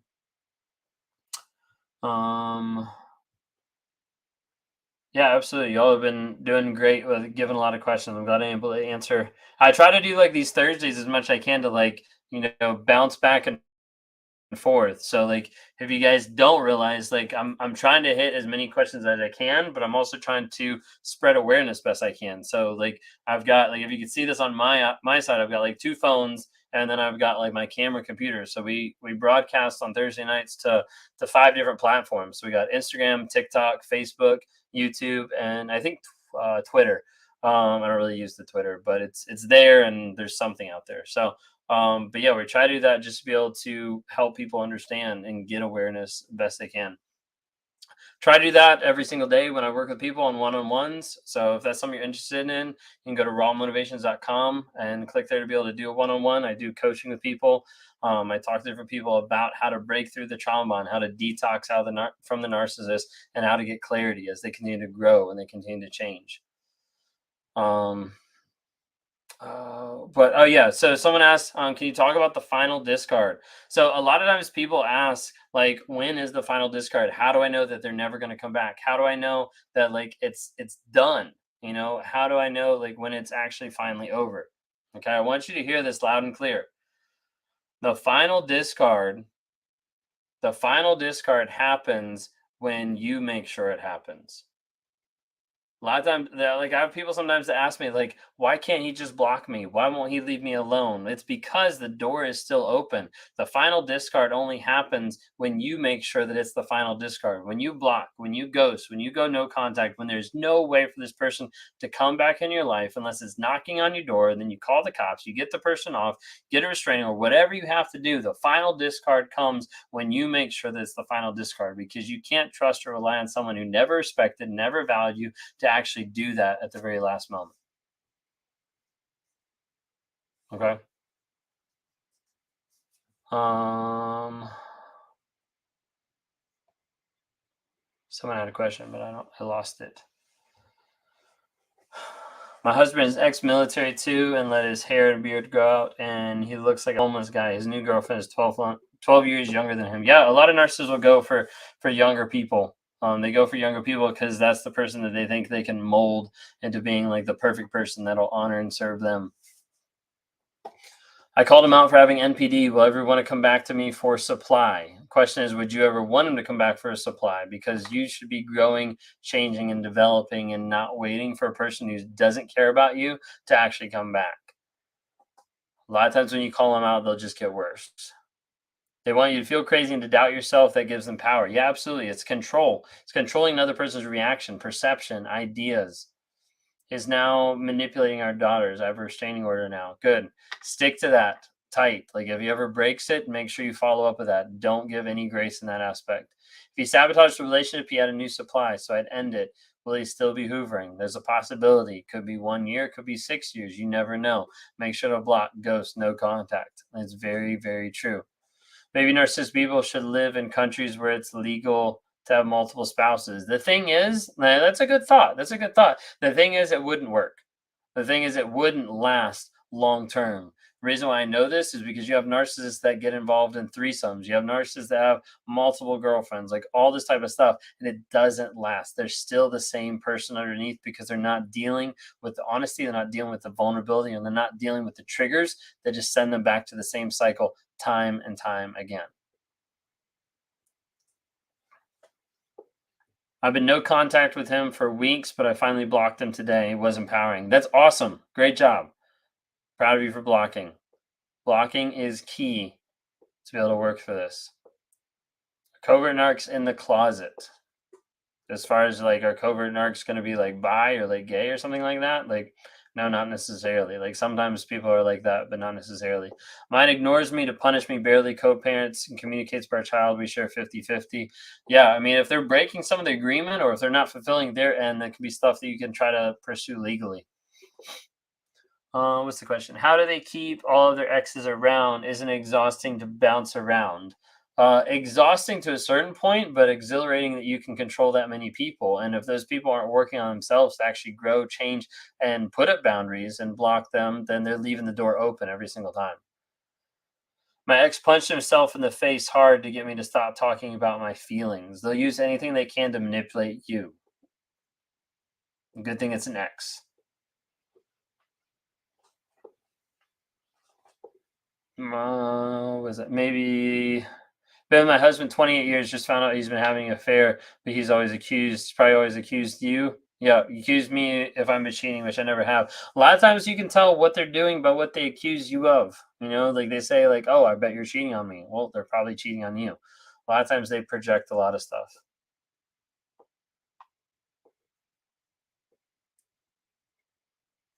How many types of narcissists are there? I don't have a good answer to that. Typically you have your grandiose or your covert, you know, your overt, your covert.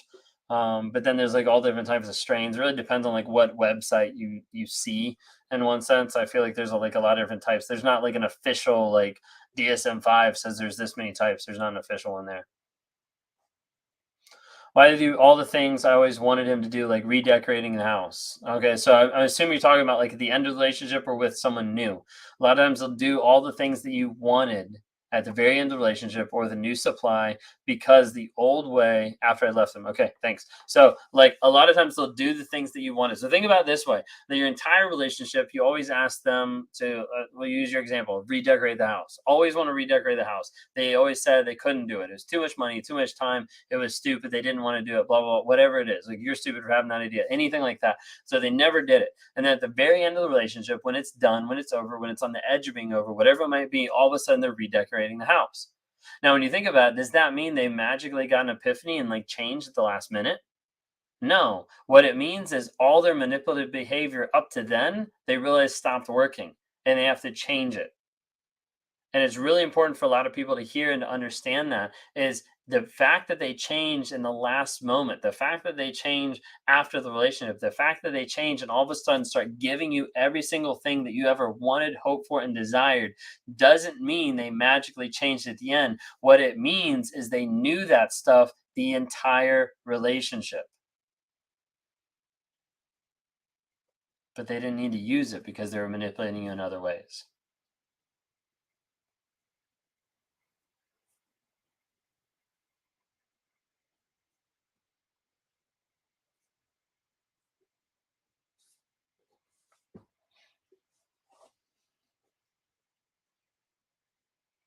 His motivations are to become rich and famous. He never planned a future for anyone but himself. Yeah, absolutely. That's all he cares about. Set boundaries where you can, listen to supportive people. It's very good. Boundaries are crucial. Boundaries without consequences are just a speed bump for the narcissist to roll right over you. Set boundaries and follow through. Then church narcissists will be having their competition to look to others as the biggest savior helper syndrome. Yeah, absolutely. Churches have a lot of narcissists. The world has a lot of narcissists. They're everywhere. It's not just one group of people, but churches have a lot of narcissists. There's narcissistic pastors, all different types of things like that. I have proof with pictures, text, hotel stays, everything. He still denies it and says I'm crazy. So I had someone I was talking to that they had an argument in their kitchen, and their house had cameras that also recorded audio. And he said a certain phrase to this person. She's like, I can't believe you said that to me. And he turned around and he was like, no, I didn't say that. She pulled up the iPad, replayed the recorded video that was like standing over their shoulder and was like, see, like you said that. And he was like, no, I didn't say that at all. Like literally gaslit her so much that she had to take that to someone else, play the video for him and be like, can you tell me what he said? Because she was doubting her own reality because that narcissist was so much in denial, saying that he would never say that and that he didn't say that. They'll do that like all the time. Why does a relationship with a narc feel so good in person and in the moment it's intoxicating? Exactly, it's intoxicating. Use that word. It's addicting. It's a drug. It's telling you and it's teaching you and it's showing you, hey, this is how I groom you. This is how I lock you in. This is how I get you to be supply. This becomes your drug of choice. This is what love is. This is all you're good for. This is what you're going to get. And as a result, you keep coming back for more. So work on yourself, separate from that person, and work on your own self-validation and growth. And that's really what you need to be starting to break those trauma bonds and start getting away. My ex-narcissist would record me all the time. Recording a lot of times is very huge. To be able to record reactive abuse so they can show other people that you're the crazy one, not them, but they never show what leads up to it.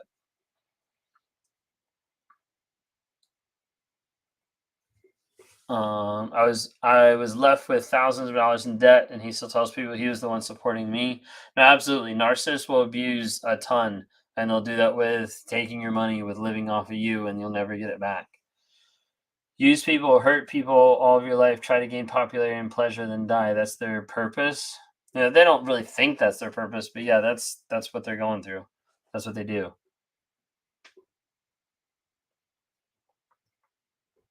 Yeah, no, very true. Why would he flaunt one child from one relationship but hide another child from another relationship? Triangulation, hiding shame and guilt, and controlling the perception, controlling the image. How's the narc feel when we call them out on gaslighting? If they're not self-aware, they don't really care. Like they don't really care to be accountable. I had a friend who used to do that, recording the actor stuff. Yeah, why would he say I don't benefit him when I literally do everything myself? Um, that's just the ego talking. That's just trying to get like there's an aspect of like, hey, you don't benefit me. Okay, what can I do to benefit him? How can I become better for him? All this different nice stuff. So it a lot of times it ends up being like triangulation. He's like trying to up your supply. Has anyone had theirs leave and want nothing to do with you? Yeah, absolutely. There's people that do that. Um, Maybe that's like 20%. I don't really know and I have a good idea, but yeah, that happens too. And a lot of times that messes with people because then they think like, wait a second, like I'm hearing like all about these like Hoovers. What about now? Well, you never know. Yours could come back later, or yours could actually leave, and you have the chance of actually being free. Use it, and learn from it.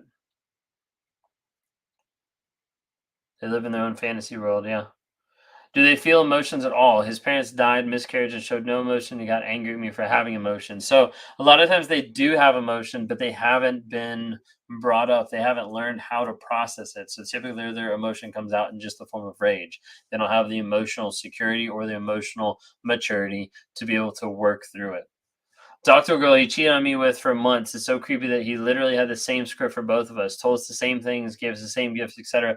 Literal copy and paste. Yes, that's textbook because of the fact is that makes life easier. It's easier when you have two separate stories to keep those two stories the same. So if you can manipulate, cheat, do the same thing to both people, you don't have to worry about getting caught as much. Mine trying to convince me I was the narcissist. A lot of times they'll do that. They'll flip it back on you. They'll flip it back on you. When I left his ex and never spoke to her again, but with me it's different. Why? No clue. But like one of the aspects is like it could be different right now because you're letting him come back in or you're letting him speak to you. Block, ghost, no contact. Okay. He cheated on me our whole 12-year relationship and just asked me to respect his new relationship. No, like you don't have to respect that and he doesn't need to be in your life. Narcissist, I was single parent. I ended up finding out he had a girlfriend of 7 years. Why cheat? Cheating is like a high. Cheating is another form of addiction. Does anyone know if they lose custody once they leave the state for months? Sometimes they can because it shows like, hey, like they don't really care to try. You'd have to talk to your lawyer, look into legal stuff like that. Is it normal that they take their anger out on other people onto you to say what others do? It's normal for them to flip it around, mirror, or project their anger back onto someone else. Do Narcs ever really care about anyone? Mike kept telling me how important I was to him and he wanted us to be friends forever. Yeah, friends with benefits forever, but friends just so he can manipulate you. No. Well, think of it this way. Like, how does your narcissist demonstrate care? How do they demonstrate like that they actually care or love you? A lot of times they don't. Okay.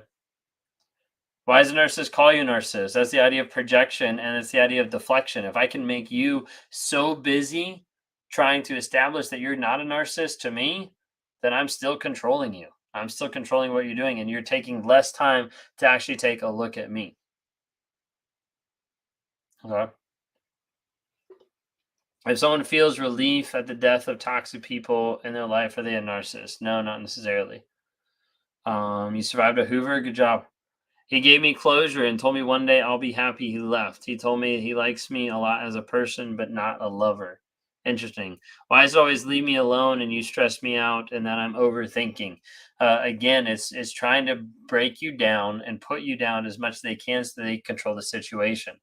They're always going to try to put the blame back on you as it's your fault. And you think the best option is to block. If the narcissist is not showing honest vulnerability and consistent change, the best option is to block, to leave, to ghost, and to work on yourself. Otherwise, you'll keep going back. Is not letting children see the narcissistic dad anymore a good idea if co-parenting didn't work? If co-parenting didn't work and they're not like contributing or helping, then yes, it is a good idea to not let them see the narcissistic dad anymore.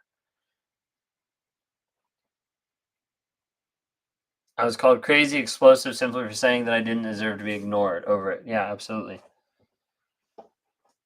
Why do they choose to marry a supply and not the others? What makes you the one? Sometimes it's just like the next step in their mind. It's the next thing. It's maybe what's going to make them look better. Maybe supposedly thinks that maybe it'd fix them, like different things like that. I always said we are better as friends, but then try to convince me to move in with him out of state without a commitment in place. What is up with that thinking? Just supply, just trying to get to be with someone, but not have it locked in. What would a relationship between two narcissists look like? Really toxic.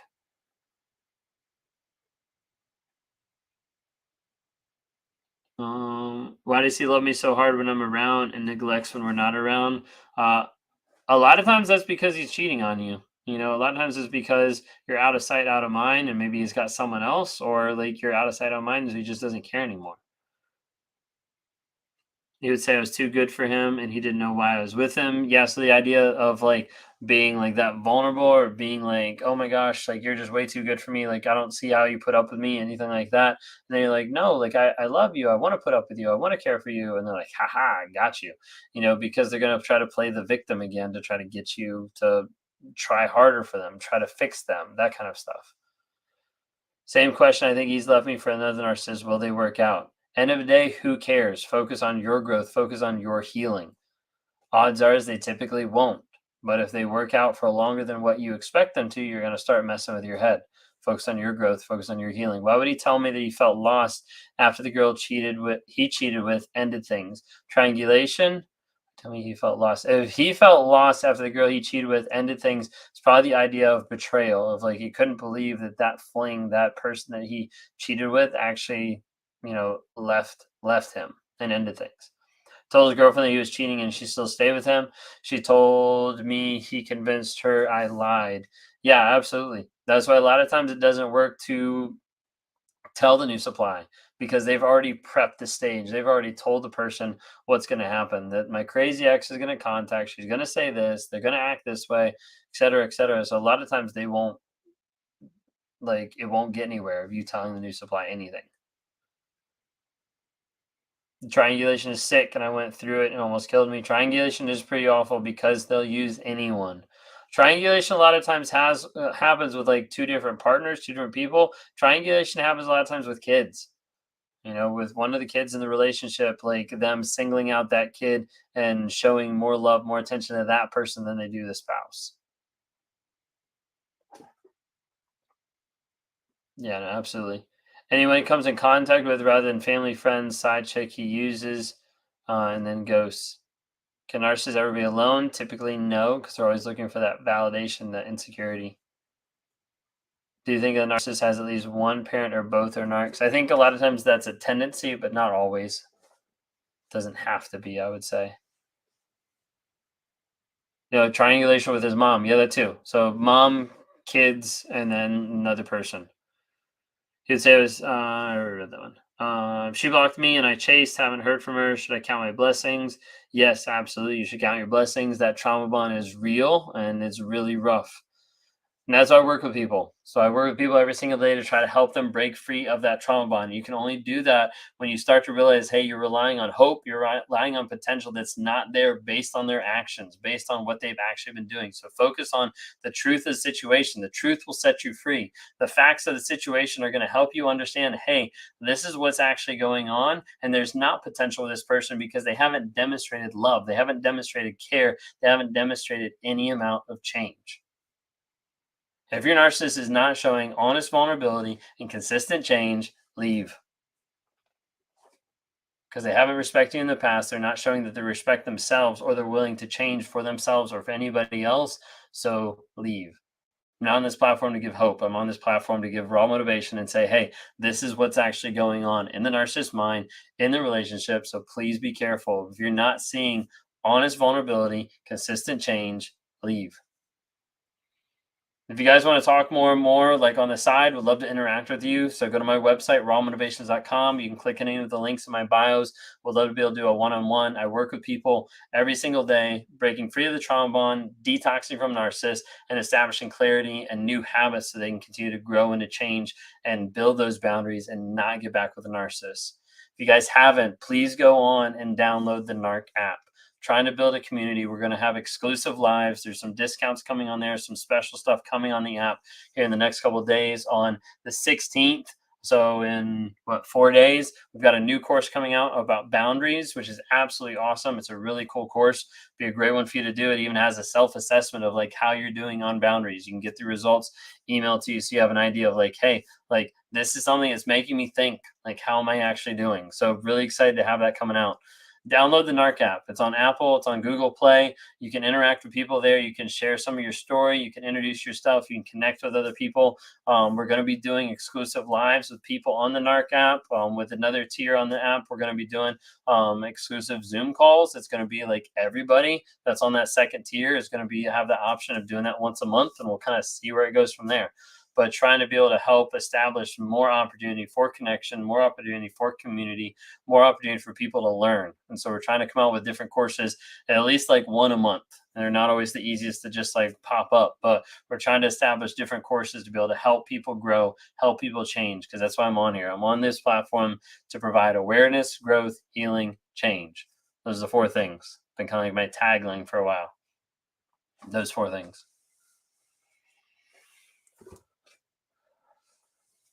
I'm wrapping up here. Any last questions or anything else? I can't answer all the questions. I try to do my best as I'm bouncing between like different platforms and all. So like I mentioned, I work with people in different ways. I work with people a lot with a one-on-one basis, and even like in different coaching sessions.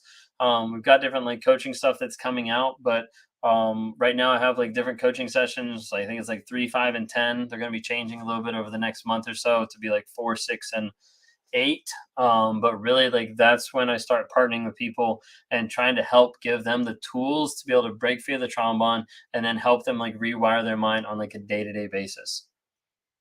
And when people start to do that, when people start to take the tools and implement them on a day-to-day basis, we start seeing like their growth like kind of start off and like be like slow, and then they start doing it on a day-to-day basis, starts like shoot up. It's really cool. We've got some awesome stories of people that have been with a narcissist and have gotten out, and they're finding like really awesome healing growth, and they're changing their lives completely. It's really cool. But you have to apply it. And you have to be honest with yourself. You have to be vulnerable too. See, the thing that's different about you and the narcissist is you take a map and you put it down. And you're like, hey, this is where I want to go. Narcissist isn't going to acknowledge where they are. That's the advantage you have over the narcissist, is you can actually do the honest, vulnerable work and say, hey, this is actually where I am. Let me build a path to find healing, growth, and change on a day-to-day basis. Narcissists won't be able to do that because they're unwilling to be honest and vulnerable about where they are. So as a result, they're always saying they're going to point B, but they're never acknowledged where point A is. As a result, nothing's going to change.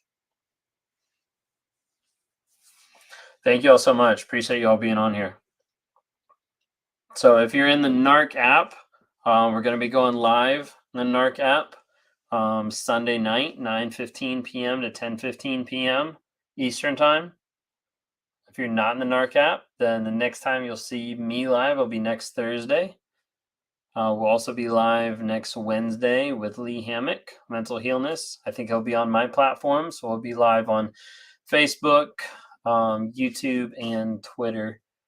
So check us out next Wednesday. That's 9 p.m. to 10. So those are like locked in times. Like we're going to be there every single week, trying to help out best we can. Yeah, absolutely. Thank you all so much. You got out 16 years, finally living best life. You can do it. No, that's awesome. Great words to be able to end on so people understand. It's very true. What do you do if you run into your ex-narc and new supply in a social setting? If you can't avoid them, leave. Like really at the end of the day, like your mental health and emotional safety and security is way more important than a social setting.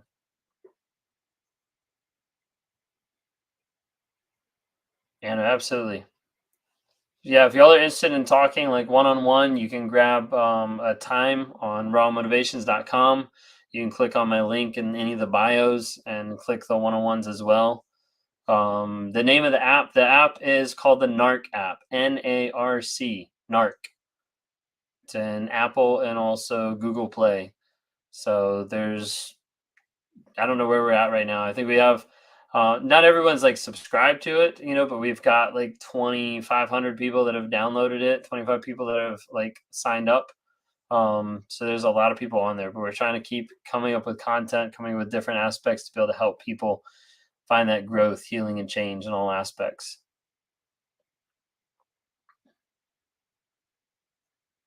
Awesome. It's called the Narc app. So it's Narcissistic Abuse Recovery Community.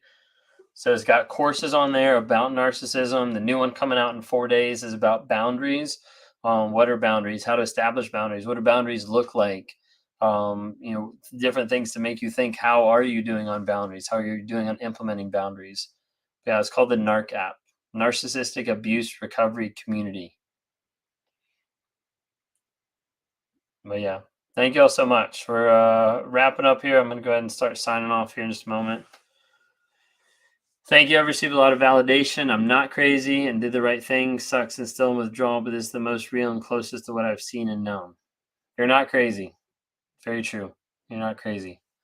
And that's what's helpful, to be able to see all these different people on here, be able to see people on the app, be able to see people on social media. So you understand, like, hey, your story, isn't crazy. A lot of times I have to tell people that it's like, hey, what you're experiencing right now, what you're feeling, what you're going through feels crazy, but I want you to tell it, based on everything you've been put through, what you're feeling right now is normal. I don't mean that to like diminish it. I just mean to say, like, hey, like, you're not crazy. Yeah. Thank you all so much. I appreciate it. Good to see you guys. Again, if you're on the app, Sunday, 9:15 p.m. to 10:15 p.m. Otherwise, next Wednesday on Facebook, YouTube, Twitter, we'll be doing a dual live with myself and mental healness, Lee Hammock. After that, then I'll be back Thursday night again, 9 to 11 p.m. Thank you all so much. Appreciate it. Share some of this stuff. If you know, super cool tidbit. I should have said this earlier. The last little bit, you stayed. Here's the end credits. Okay, super cool tidbit. I was out today at a doctor's appointment, and I was interacting with people there, and I indicated what I do. Like, now I do this full time. I'm running Raw Motivations full time. I indicated what I do. And the person was like, wow, that's really cool. Like, I couldn't do that. They walked out of the room. A couple minutes later, someone else knocks on the door, opens the door, and it says, like, hey, like, do you have a business card? Like, how can I connect with you? I need to talk to you. Like, I've never had that, like, in person. Like, that was, like, the first time that I actually had something, like, in person like that. It was, like, crazy, but it was, like, really cool because there's an aspect of me growing with running this business and growing with what I'm doing that is still hard and is still, like, shameful of, like, saying, like, "Hey, I'm the narcissist." That's when I, like, even talk with people, like, explaining, I'm like, "Hey, I'm a content creator and I'm a coach." And then, like, as we get into it more, like, I deal with coaching people through, like, abusive relationships, specifically like narcissistic abuse.